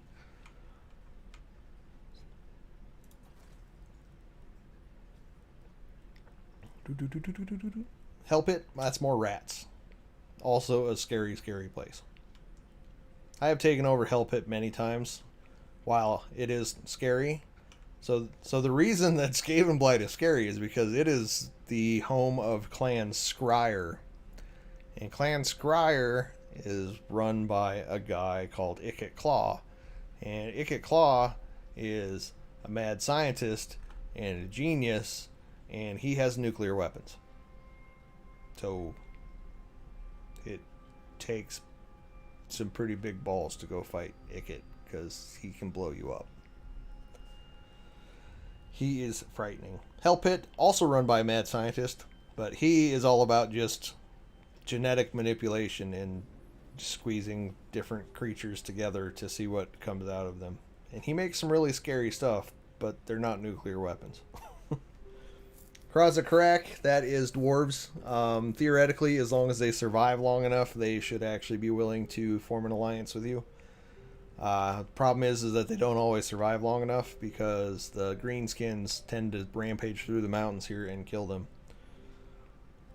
That's one of the interesting things, is the reason that I can have 1,200 hours in this and still just absolutely love playing new games, or even playing the same campaign over again. I've played Warriors of Chaos I don't know how many times now, and literally every time it's a completely different campaign. Everything starts exactly the same, but earlier when I had to fight Throg and fight off the whole Wintertooth thing there and take over Winterpire, that's not normal. That hasn't happened most of the times I played it before. Usually I'll end up going in there and declaring war on him and fighting him just to get that other tribe awoken right there. But this time he declared war on me really early. I have no idea why, but he did, and then it ended up messing up my ability to go in and fight the dwarves, which is fine. I didn't need to fight the dwarves, but I was in the middle of it anyway, so I thought I'd finish it. Now I'll probably just end up continuing past them and going up through Norska and fighting off some more of them, and who knows where it'll end up taking me. Sometimes things happen where I end up all the way on the western side of the map, even though I started on the east, and it just is the way that it is. Every time that you play, it's slightly different. Something can tip the balance of power to where in one game the greenskins just go on a rampage and take over a quarter of the map relatively early and wipe out a whole lot of different factions. And then in the next game that you play, something goes wrong with them, and instead the dwarves end up going on a rampage and taking over that same quarter of the map and wiping out the greenskins entirely. Sometimes they're constantly just fighting back and forth, and one turn one of them is in higher standing and the next turn the other one is. Anyway, so yes, they should be relatively easy. Crack 8 Peaks, if the dwarves are in power and manage to take it over, that makes it easy, because you can become vassals with them, or allies with them. If not, then you're probably going to have to get in there and fight it if you want it. Same with Black Crag. It's the exact same thing. It's going to have greenskins in it to start. If the greenskins remain in power, then you're going to have to go over there and fight them if you want that. If the dwarves end up in ascendancy, then you're going to be able to get it through them. Lamia, Khemri, those are both over in the Egypt part of the map. They are like undead Egyptian mummy themed dudes. They'll probably be willing to ally with you if you're really strong. They really respect strength. So if you are one of the most powerful factions, then they will actually be like, okay, cool. We like you. Let's be friends. Or they might randomly decide they hate you, which is what happened to me in the last campaign I was playing. It wasn't Warriors of Chaos, a different campaign, where they just randomly declared war on me. Khemri did. And I was like, okay, that was weird. And I had to wipe them out.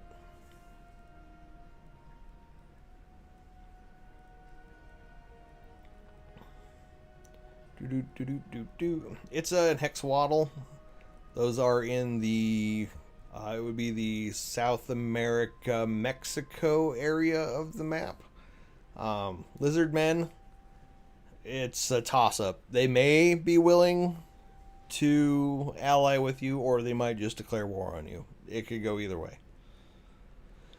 Naggarond, that's Dark Elves. They are not going to be your friends, no matter what. You need to kill them if you want that one. Lothern, that's High Elves. They will probably be willing to be your friends if they survive long enough. That's another one that can be like the Greenskins and the Dwarves. They will basically immediately be at war with each other, and it's a toss-up which one will come out on top. Usually it'll be the Dark Elves. For some reason, for me anyway, for some reason the Dark Elves are constantly the ones who take over basically all of Warhammer's version of North America. The High Elves, every once in a while, though, they go on a rampage and absolutely destroy all of the Dark Elves and end up taking over a heck of a lot of the map and then moving into the Old World for some reason. By Old World, I mean Warhammer's version of Europe. Gay and Vale, same thing. They're High Elves. These are both on the same island. The Awakening is where the Vampire Pirates faction, the original Vampire Coast faction is. That's the Awakening. Galleon's Graveyard is also Vampire Coast. That's out in the middle of the ocean. It's a gigantic whirlpool. Kind of hard to get to. It's got a big coral reef around it, so it's hard to fight. But it can be done. But they are not going to be friends with you. So all three of these are actually vampire pirates. This is an island down by Miragliano. So I went to Miragliano earlier. Now I've got myself all messed up. So this is the island of Sartosa. So it's quite a ways away. You got to go out into the... You can either walk through all of this, and then there's a little land crossing here, or you can sail around and get into it that way. So, anyway, yeah, that kind of stuff. And then defeat the leader's chaos, and boom, you have succeeded. More than you wanted to know. I command here. I don't even have... Yes, we definitely want to level up. Bring me to my men. It's very odd. Okay, so these guys need to... So we've got these three territories are people who decided to secede from Reichland. Well, oh man, they have Helmgart? That's gonna suck. That's a giant fort, so that means it's a kind of a tough battle.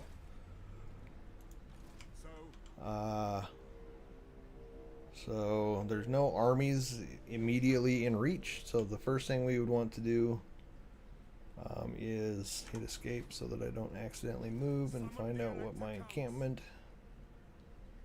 50%. I don't know if encampment is necessary. It's probably not. Ah, why hello Helmut Ludenhoff. I guess there is an army in reach.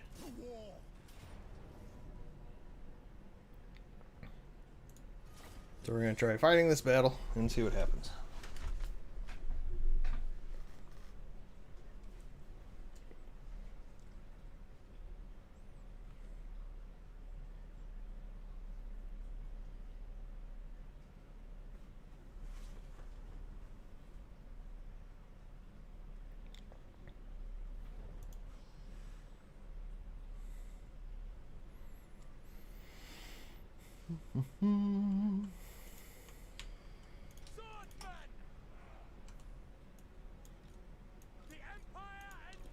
What I'm going to do is put spearmen on the outside, swordsmen in the middle.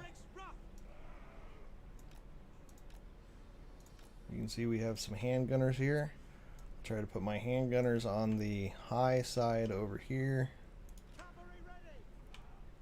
I got me some horses. We're going to want to go for a Helm's Deep charge here, like the end of Lord of the Rings Two Towers. Straight down the hill while the orcs are staring up into the sun.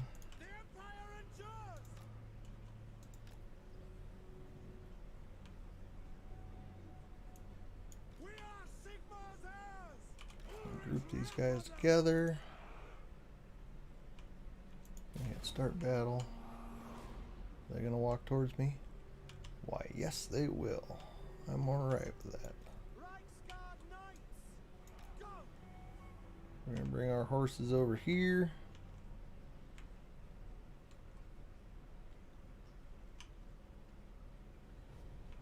And now we are just going to fast forward to engage.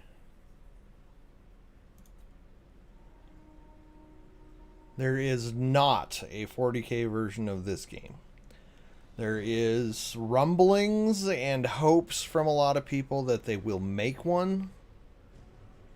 The closest you can really get to a 40k themed version of this is Dawn of War. I would play either Dawn of War 1 or Dawn of War 2. Dawn of War 3 is the newest one, but it was not well received at all. I don't know exactly why. I never actually played. I do believe I own it. I know I own 2 and 2 Retribution. So I can definitely, if you want to try it out, we'll get you on my family share on Steam so that you can give it a shot and see what you think of it. I'm hoping that the guns can break these guys. Shoot them more. They did not. Oh, you guys suck. Oh, there they get. Perfect.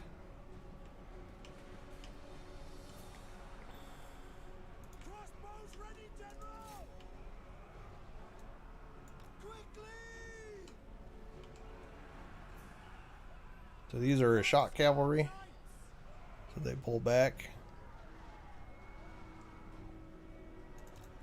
And then you just bring them back and then charge them in to maximize their damage output. They use lances and stuff instead of a sword, so they're not good in sustained. You guys charge?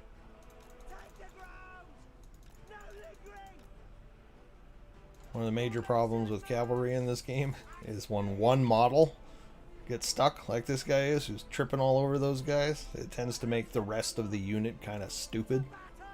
They're like, we can't do anything until Bob and Carl get into place.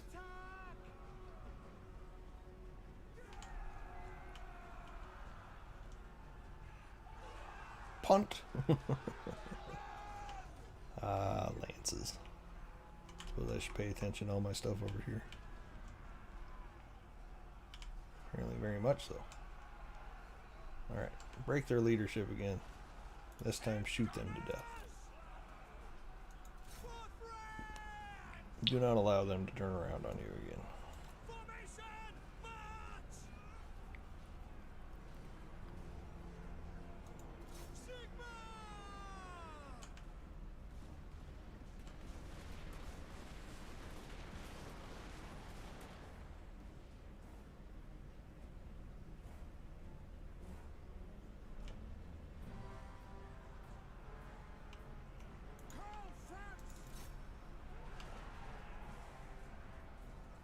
There you go, Carl France. Just stand around while your swordsmen get killed. Granted, it's my fault, but I'm still going to complain about it. My lord is under attack. You don't... What are you guys doing?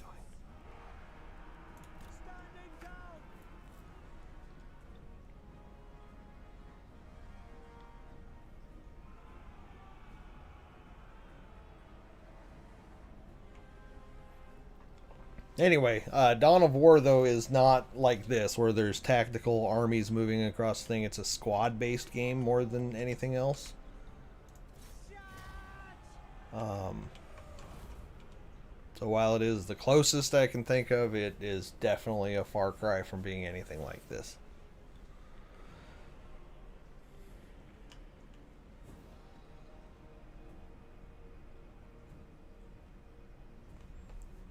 There is a 40k themed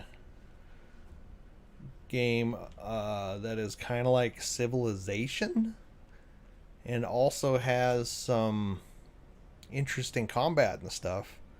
And that is on GOG if you want to check it out. I do have it. It's called Gladius.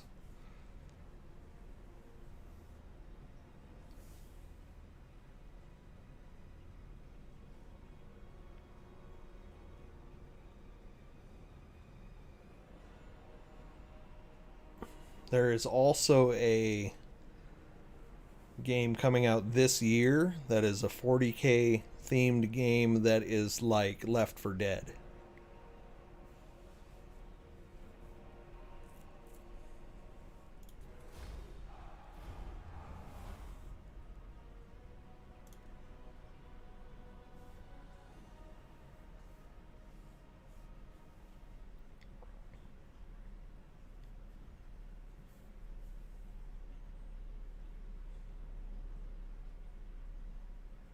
I really think I was supposed to do a lot better in that fight than I did.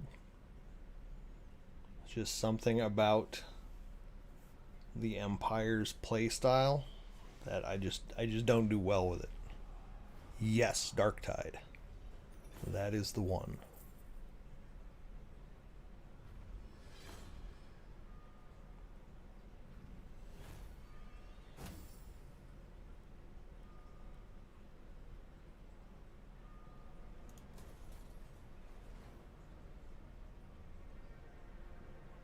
Let's go.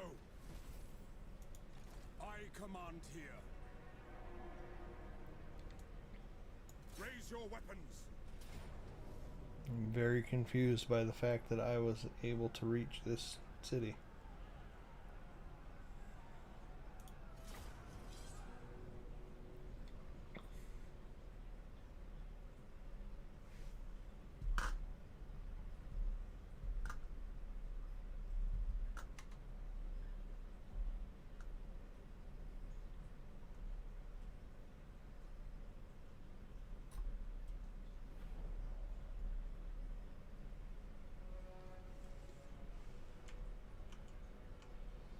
Ugh, what a crappy map.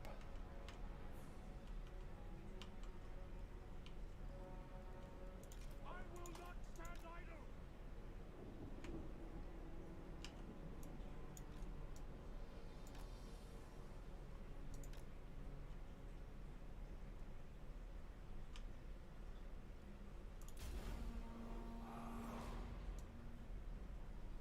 At speed. Formation, march! Quick march! Ready!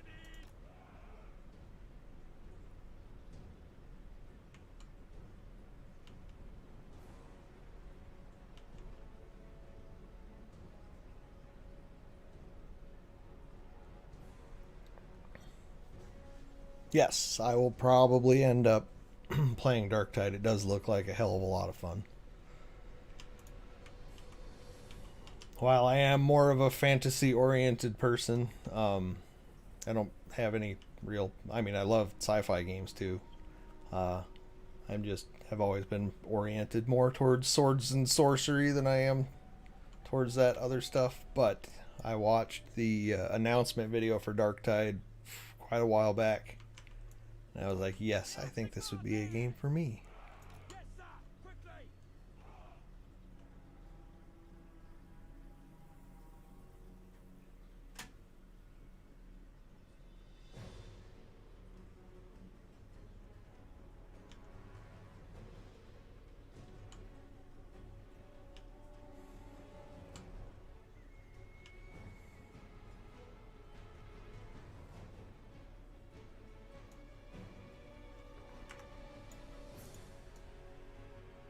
My Galmaraz!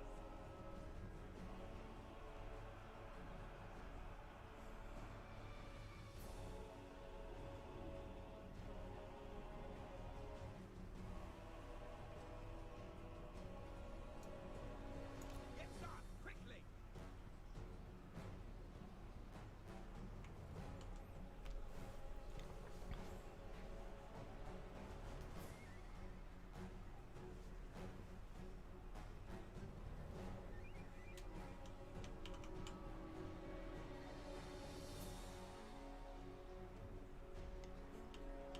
Gunpowder units are so finicky, but as soon as you finally get them into position, they do rapidly deplete the enemy. Holy crap, I just shot the shit out of myself.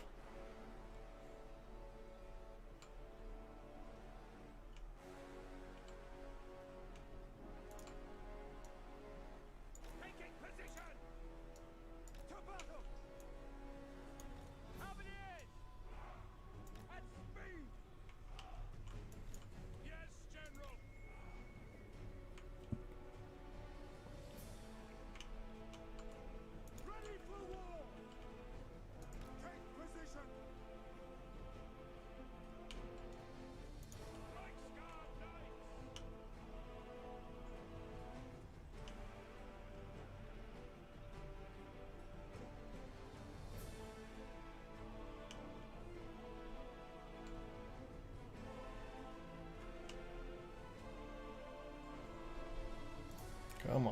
ball.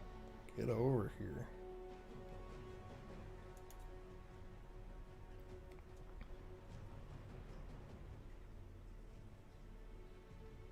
For Ulfdorf! By Ulrichsfroth! Crossbowmen! Prepare for combat! War! Handgunners!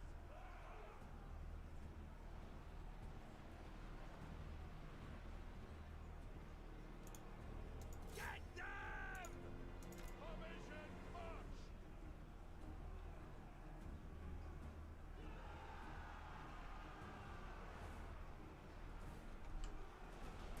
Nice point blank face melting.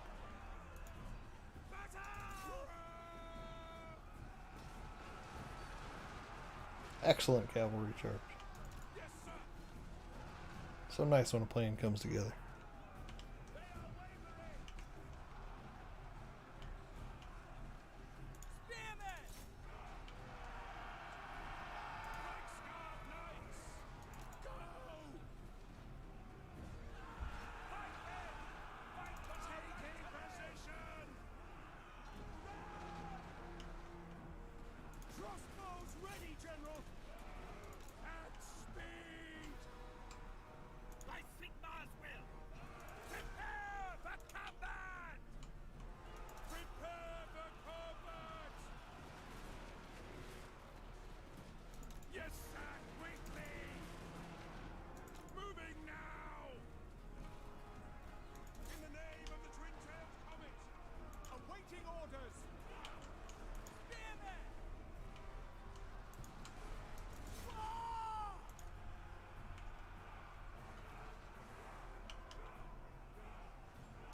Sigma! Understood!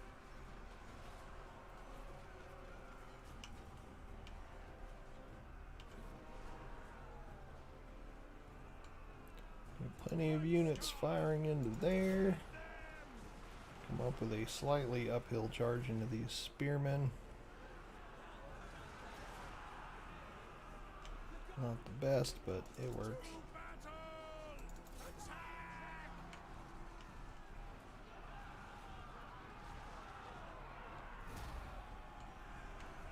I do like a good cavalry charge, not gonna lie. Least favorite to fight against?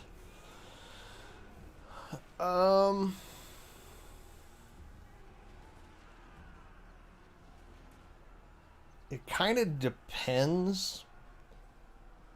I really don't like to fight against Skaven usually, just because of the sheer numbers that they bring. A lot of times they're overwhelming to kind of keep all your stuff together and keep things kind of in line. But as a general rule, I can do okay. But my least favorite one to ever have to fight against in battle, aside from Skaven, is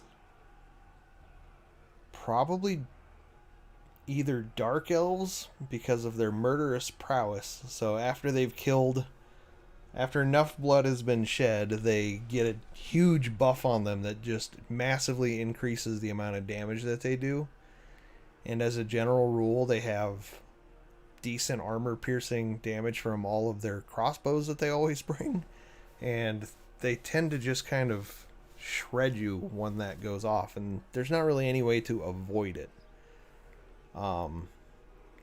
My other least favorite to fight against is Bretonnia, specifically against their king, Lewin Leoncoeur, because the dude, I literally was playing as the vampires, and I played the most beautiful battle I have ever fought. I completely routed his entire army, took minimal losses, lost just a few soldiers from each of my units, full 20 stack army, and got rid of his entire army except for him.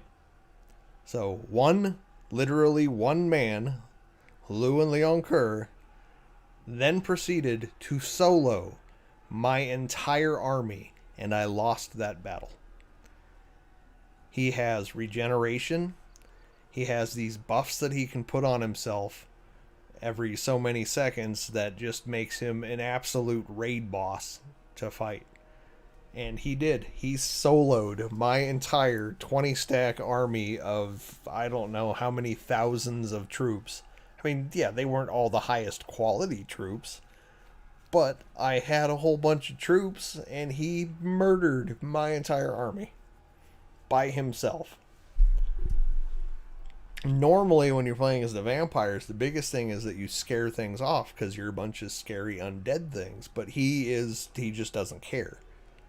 He does not rout from fear or anything. He has, like I said, great regeneration and all these buffs that he just kept putting on himself over and over again, and just proceeded to stand in the middle of a field and to kill my whole army one person at a time. It was... I should have just made everybody walk off the field, but at that point I was like, I had to see if I could take him down, and no, just ended up losing the battle. Took probably about 45 minutes. It was ridiculous.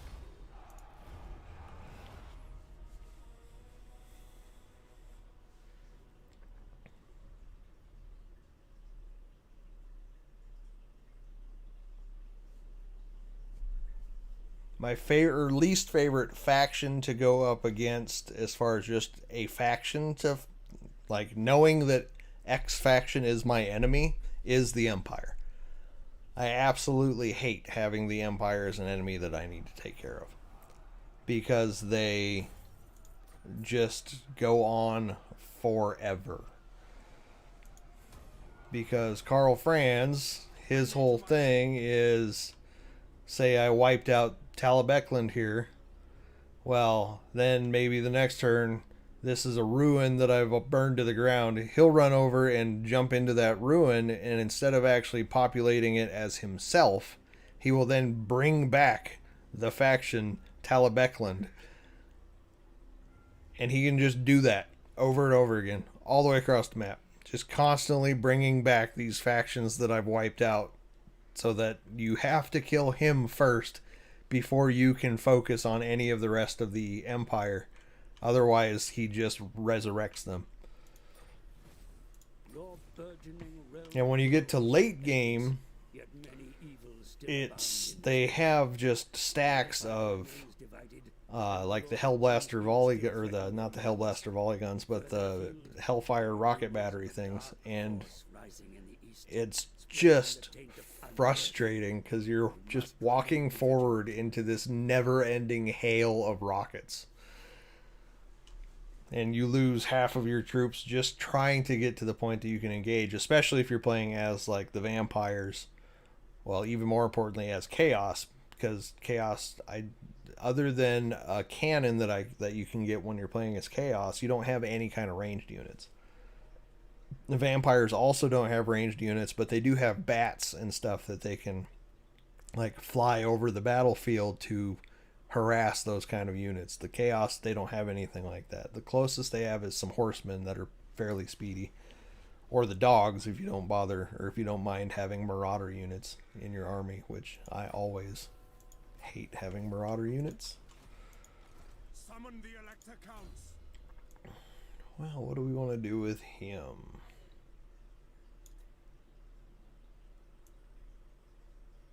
I will give him Route Marcher, get some more speed on walking. Ready. Apparently I leveled up twice. What else do we got here? Untainted, less attrition, cheaper, good public order.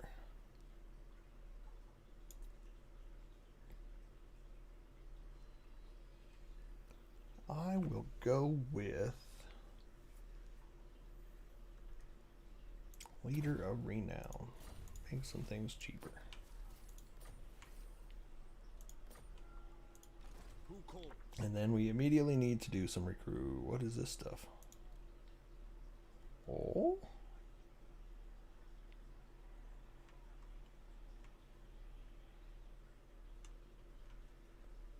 Yeah, I don't know enough about the Empire. So, Carroburg Greatswords.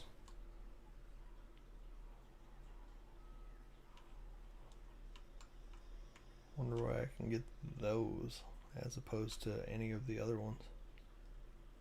I don't know.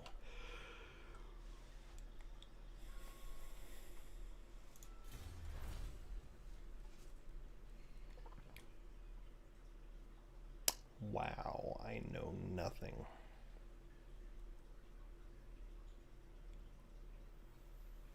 I'm always fond of, if I've got a good artillery faction, then I do like to make sure that my artillery has extra ammo or more accuracy or anything like that. By the comet. Alright, cool. Now I need to get him some actual stuff. So we have Free Company Militia. They have a sword and a gun.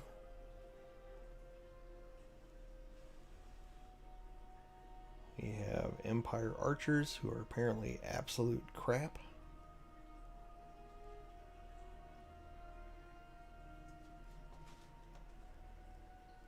What do we got different here?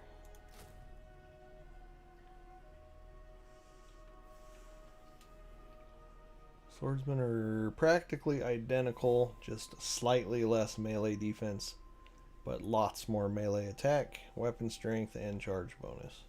And they have a shield. These guys just have charge defense against large foes, which we are fighting against ourselves right now. So we will want at least, well, we do have a couple spearmen. So we're gonna get swordsmen instead, because we will be going up against cavalry while we're fighting our own people. So you want some spears to be able to deal with that. And I'll try one of these Free Company Militia. I've heard both good and bad things about them.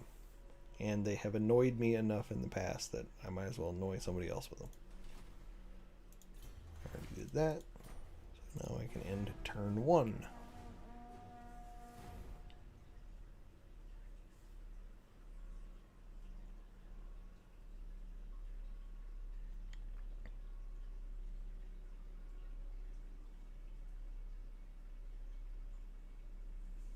Apparently, Talabeclan likes me more for reasons. Oh, I guess they just like me more in general.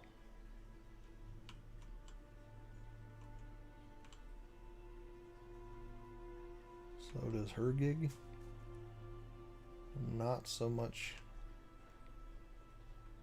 him.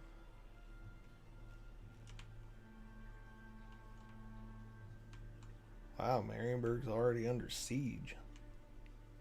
That's nuts. Who the hell is besieging it, I wonder?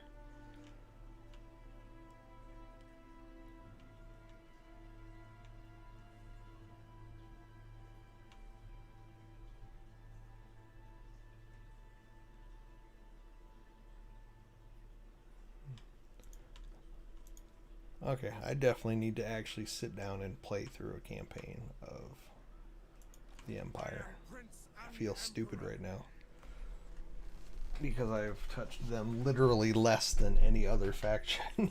I'm like, I don't know what any of this means. 1,200 and some hours in the game, and I'm just confused by what I'm looking at here. This is the faction that most people play, as far as all the statistics for the game. These guys are the #1 most played faction. And I have played them less than anything, because I just have to be different. So not having ranged units does make a huge difference. Ranged units in Warhammer especially are really, really powerful. Especially because you have lots of like giant things. You know, there's lots of giant units, literal giants in some cases. And ranged units, everything is simulated. Everything is actually physical objects. So when you shoot an arrow, it actually models that arrow flying through the air and hitting a model on the other end, or missing and hitting the ground or whatever. So when your ranged units are firing into a group of soldiers, it may or may not hit in that group of soldiers. You know, The bigger the group of soldiers, the more likely an arrow is going to hit something, and then that'll become less and less as time goes by. And all depends on, I mean, your effective range of your weapon, how close inside that effective range you are. If you're out at the edges of the effective range, then there's like a big uncertainty area where your arrow might fly into or whatever. But when you're shooting at a literal giant, and that is the only target all of your 90 archers are shooting at, well, it's kind of hard to miss him because he's giant. So it does make a huge difference having ranged units. Not only that, I mean, you also have just the basic stuff that, you know, war throughout the centuries, we've learned that, you know, shooting the enemy before he can get to you is kind of a benefit. So for the few factions that literally don't have ranged, in the case of the vampire counts, they don't have ranged. They don't have artillery. They don't have bowmen. They don't have the closest thing.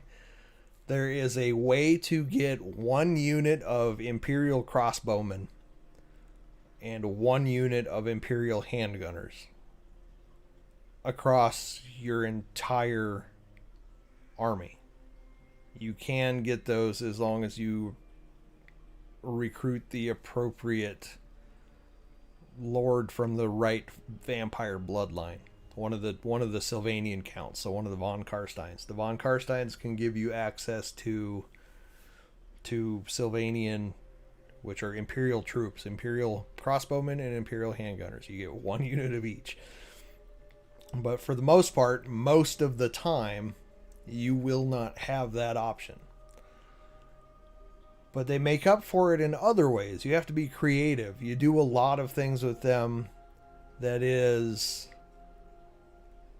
based on harassment. So they have a lot of weird, like I said, they have vampire bats. You got vampire bats that you just send over the rest of the troops and have them drop down onto the crossbowmen that you're going up against, say, and now the crossbowmen have got bats attacking their faces. They are too busy to actually shoot anything. And then that lets you close the distance in between. And on top of that, vampires are also slow because they have like zombies and shit. And zombies are not known for their great speed most of the time because we're not living in a 28 days later situation here. They're just raising shambling corpses up out of the ground. In fact, most of the units that vampires have are actually kind of crappy. They're just scary, which is nice, but zombies are useless. You just bring up a whole lot of dead guys and throw them at people, and you just hope that you swamp them and pin them in place long enough for the good units to actually get there. Most of which is just the vampires themselves. Your vampire lords are some of the most powerful lords in the game. They're extremely good fighters. They're extremely good magic users. They're just all around great units. And they have to make up for all of the lack that the rest of their army has with not having any kind of ranged units or any real solid frontline units. But the nice thing is when your frontline unit consists of just dead guys that you've been raising out of the ground during the fight, you get to raise dead guys out of the ground and just continually add more zombies. Not something that most races have at their disposal. Chaos, with them not having any ranged other than they have 1 artillery unit. They can get the Hell Cannon. And the Hell Cannon is awesome. It is really, really powerful. You only get 1. When you see, like, with these guys, you'll get cannons or whatever, and a unit of cannons is like several cannons all manned by cannon crews. When you get a unit of Hell Cannon from Chaos, it is literally 1 Hell Cannon. It shoots for huge amounts of damage, but it's only 1 unit, and it can only do so much. And so you have to slowly walk in all your heavy ass armor across the way to try to engage. You do have a few faster options. You've got a couple horsemen, You have Chaos Knights with lances, so kind of like the Shock Knight Reichsguard I was using here. And you have Chaos Knights that are actually sword combatants. So they can get back there and do your harassment for you. They're not as fast as like a dog unit would be, or vampire bats, or something like that. But they do hit really hard when you get them back there, and they can usually wipe out artillery crews or bowmen in no time at all, as long as you can get to them. So that's the one thing with this game. So like Total War is a long-running series of games. Most of it's always been historical. It's always been a historical look at things, like Total War Rome or Total War Medieval, where you're covering the Crusades. Total War Empire, where you go through the Napoleonic expansion and stuff.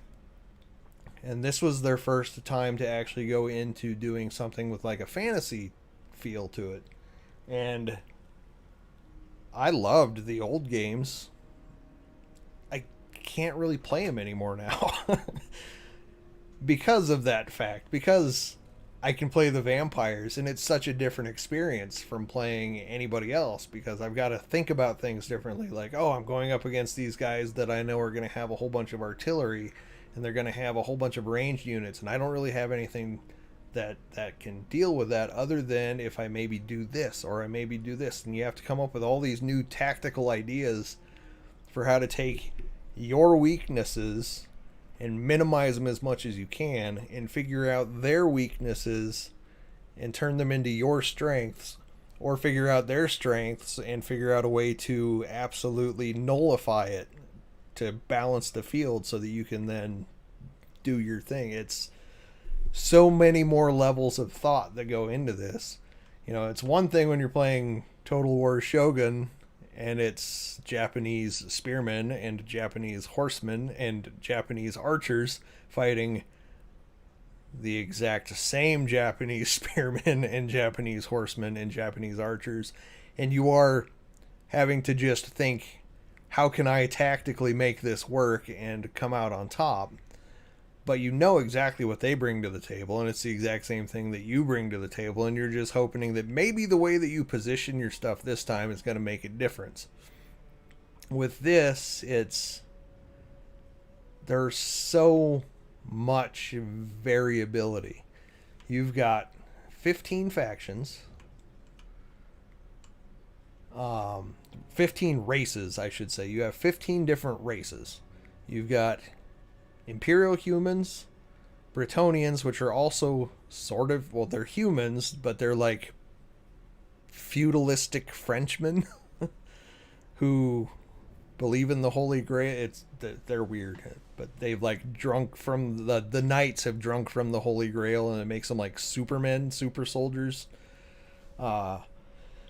You've got the Vikings up here, the Norskins, who are also human, but they're kind of corrupted by chaos, and I mean, they live right on the edge of chaos, so they're literally being corrupted every day. Like, they're sprouting mutations and shit, because that's what chaos does to you.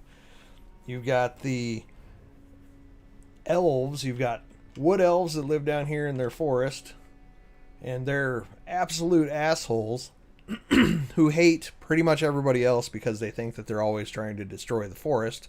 Because, let's be fair, they probably are. But their fighting style is what you would picture from most fantasy games the way an elf would work. They live in the forest. They are phenomenally good archers. And they can just litter the ground with arrows and wipe out entire armies in no time from the safety of the trees, and you might not even ever see them other than the arrows that are hitting you in the face. And then you've got the other elves. You got the high elves who live on their little Atlantean island here, who are like the perfection of humanity, like what humans would want to strive to be. They're smart, well-educated, monetarily successful, excellent combatants, excellent magic users. They are just great all around. except they're not because elves suck. But but they are some of the most powerful people basically on the planet. You know, they created this giant vortex here that is actually was strong enough to force chaos to leave the planet for a while, for a couple thousand years.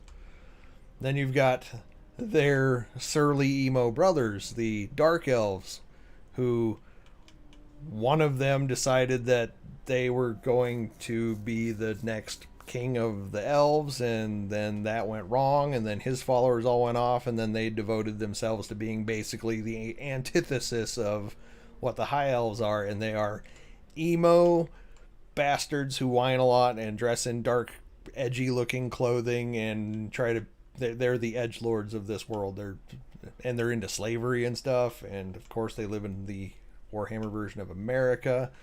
And then you've got the lizard men who live down in the jungles in Warhammer South America. They've been around since the beginning. They're the oldest race. They are completely different from all the other ones. They rely on literally dinosaurs. Your army is made of giant dinosaurs that trample through everybody and eat them and stuff. And it's a completely different approach. They have little lizard dudes who ride on pterodactyls and drop rocks on people from above. They got big fat frog looking lizard dudes who float around on chairs and are the most powerful magic users on the planet. And then they have really big stout dudes that look like crocodiles who just run around and smash shit because that's what they do. On top of that, they have the actual giant T-Rex type dinosaurs and other huge dinosaurs that just kick ass. You've got the Egyptian guys down here. More undead, but they're good undead, unlike the vampires. And there's a whole, there's 35 years of stories that have been written behind everything going on here. This Warhammer's been around since the 80s, so there's tons of lore, tons of novels that have been written on all this stuff. And the vampires are around because somebody in the Egyptian kingdom wanted to figure out how to live forever, actually did figure it out. Somebody else tried to steal the idea of how to live forever and ended up corrupting it and got turned into the first vampire, and from there, that's where all the vampires came from. These undead absolutely hate vampires. Cannot stand them. You got the greenskins, which they're like a reflection of the Empire. They're very much all about breaking shit and smashing stuff and war and fighting. That's all they live for, is to fight. But they're kind of like the Empire in that they have everything. They have big monster-y type things, war machines. For them, it's actually like big dudes who throw rocks and stuff. They have artillery. They have lots of ranged options. They have lots of cavalry options. They have, unlike the Empire, they actually have really good infantry. Seems like Skyrim. All of these, everything, every English language fantasy, whatever, high fantasy thing takes from Lord of the Rings, essentially. So whether it's this or the Wheel of Time or Skyrim, World of Warcraft, all of this stuff, originally Dungeons and Dragons would be even before. So you start off with Lord of the Rings. The next big thing to come up that uses that and builds something for people to enjoy, outside of some of the, novel-wise, you don't even have a lot that really riffed on it completely until the Wheel of Time. Terry Brooks, the Shannara Chronicles, really riffed on some of that stuff. But anyway, Dungeons and Dragons, and then from Dungeons and Dragons you move to Warhammer. And then from Warhammer you get Warcraft, which was originally they had wanted to actually make something for Warhammer, but they couldn't get the rights from Games Workshop, so they ended up making Warcraft instead.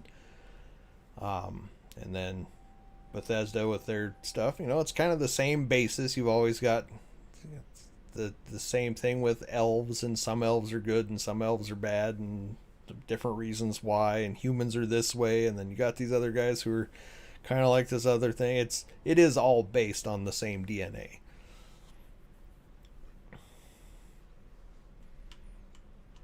So yeah, in this though, there's so much variance. Then you've got the rat men. The rat men are ridiculously intelligent, ridiculously capable of destroying the world if it wasn't for the fact that they are very untrustworthy and they don't even trust themselves. They fight amongst themselves as much as they fight anybody else.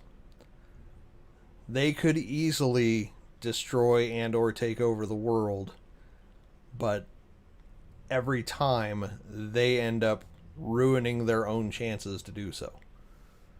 Like I said, Ikit Claw has nuclear weapons. Ikit Claw literally blows up the moon at one point in the stories. At the end when the whole world got destroyed. But for the most part, though, yeah, very Pinky in the Brain-ish. They should, in Warhammer 3, they should be bringing in the greatest of all of the Skaven, which is Thanquol, who is hilarious. All of the books that he's in, it's just funny because he is so self-serving and stupid and has these great plans, and he gets them set into motion and then always ends up ruining them and then tries to spin it so that it's somebody else's fault, and it's just hilarious. But he should be being added in as hopefully the last Skaven Lord, because there's a lot of Skaven to choose from. But Skaven are a totally different fighting style than literally everybody, because they have a whole lot of, like, on the campaign map, they have a whole lot of different things going on because they live underground. I don't know if we can actually see any.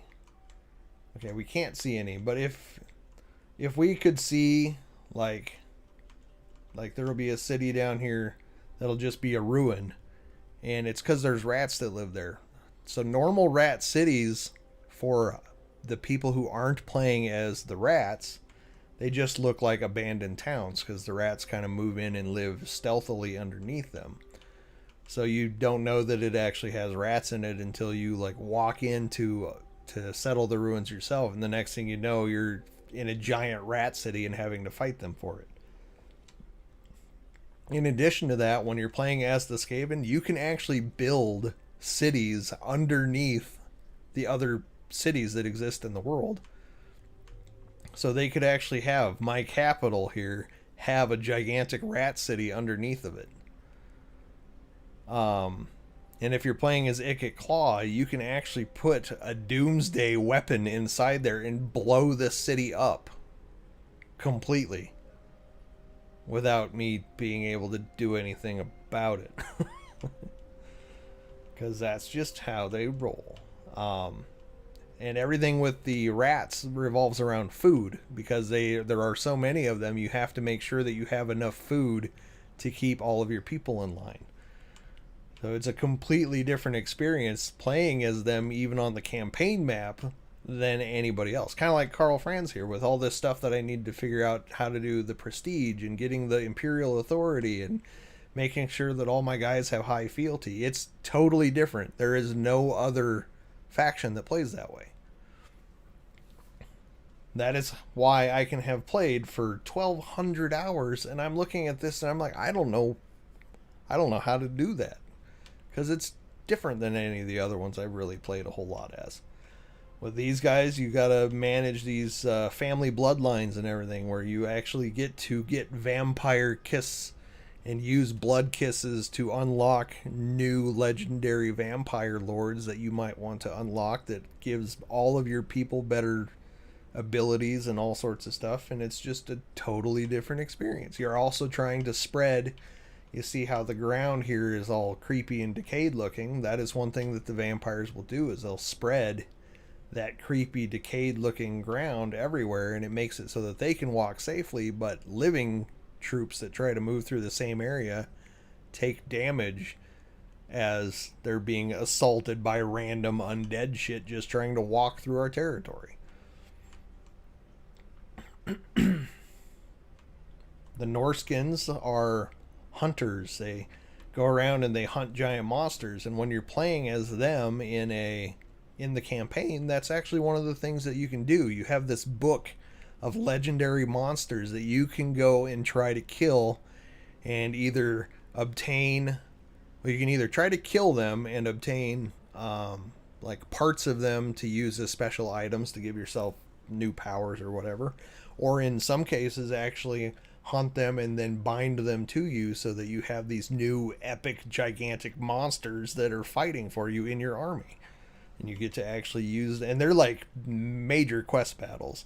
It's like the very first one, you got to fight this big two-headed frost wyvern thing who is constantly summoning these icy tornadoes on top of your army, and you've got to get through and take him down while he's not only summoning all of these ice tornadoes on you, but also has his own like little cadre of other ice wyverns coming in to fight you as well. And you've got to try to do all this with one army, and it is extraordinarily difficult to do.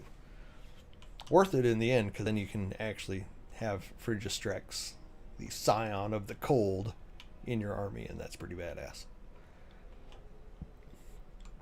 But they also do a lot of things that are all about, they're like Vikings. They're like the Vikings from the Viking era, where they do a lot of raiding through the sea. They can only build settlements on seaports. And then they just go in and raid internally and then pop back out to their seaports. And then every once in a while go back home in order to replenish and everything, because, and not gonna lie, their campaign is extraordinarily difficult. It's very out of so they're, the Norskins and the Warriors of Chaos have both not been updated since Total War Warhammer 1. Every other race has been updated, with the exception of, there hasn't really been any updates for Vampire Coast, which is Vampire Pirates, which I haven't even talked about yet, and the Tomb Kings, the Egyptian guys. But they all came in partway into Warhammer 2's development, so they're not super far out of date the way Norska and the Warriors of Chaos are. But Warhammer 3 is all about focusing on the North, all the Chaos Wastes and everything, so they are going to get their update at some time during this game cycle. Joke. I don't even know who I haven't mentioned yet. Oh, and the other thing with the Skaven are all very different. That's the more than anybody else. The Skaven factions, each faction plays utterly different from any of the other factions. Playing as Clan Eshin, which is a clan of rats trained by ninja warriors in the Far East to learn the ways of spying, espionage, and assassination. Playing as them is totally different than playing as Clan Scryer, the mad scientist who can make nuclear weapons in his basement. As Clan Eshin, every 100 turns, you can just pick an entire faction and kill it. Just be like, I don't want the Empire to be around anymore. Bam, no more Empire with the click of a button. I don't want whoever to, and the AI does it occasionally. They can't do it to the player character, but I was doing a co-op campaign with my uncle, and they Grimgor, the Greenskins, were just curb stomping everybody. They were the number one power for the longest time. They'd filled up the entire eastern part of the map, other than wherever Clan Eshin was holed up over here. And then the next thing we know, the next turn, suddenly there is no Greenskins army anymore. And I thought there was a bug, and I didn't realize that the AI could actually use that option. That was the first time I'd ever seen them actually do it to somebody that I noticed because we were trying to figure out how we were going to take him down.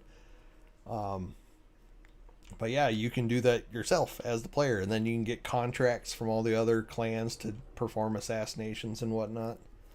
So the campaigns are fun and interesting. This is the long way explanation of me telling you about the campaigns. Oh, and there's vampire pirates. Yes, vampire pirates who just sail around in the ocean. One lives here in this giant whirlpool. One lives here on the vampire coast. And one is a big fat opera singing ghost lady who lives up here. I think it's right there. Yep, Monument of the Moon. And they are undead, so they're vampires, like the vampire counts, but they're like the opposite of the vampire counts. They don't have no ranged, they have all the ranged. Because they all died as pirates, and they all had their guns and whatnot, and they have cannons. They have the largest cannon in the game called Big Bess or whatever.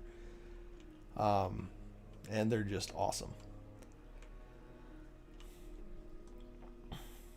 I probably am forgetting somebody, but at the moment I can't really think of who I might be forgetting, so I'm going to call that good. And it's kind of late, so I am actually going to go to bed.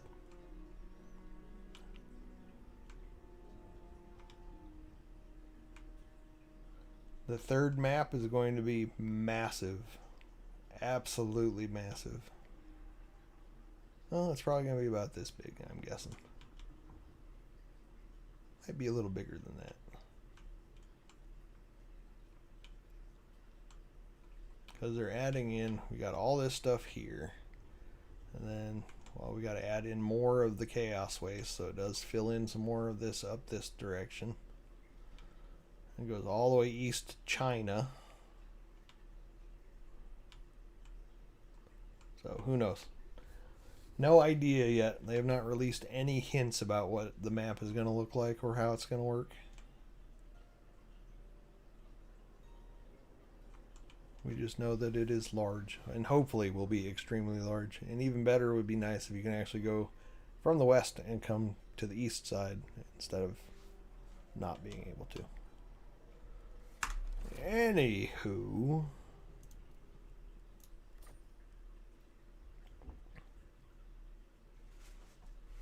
I ran this for an hour and 45 minutes, longer than I thought I was going to, which is hilarious.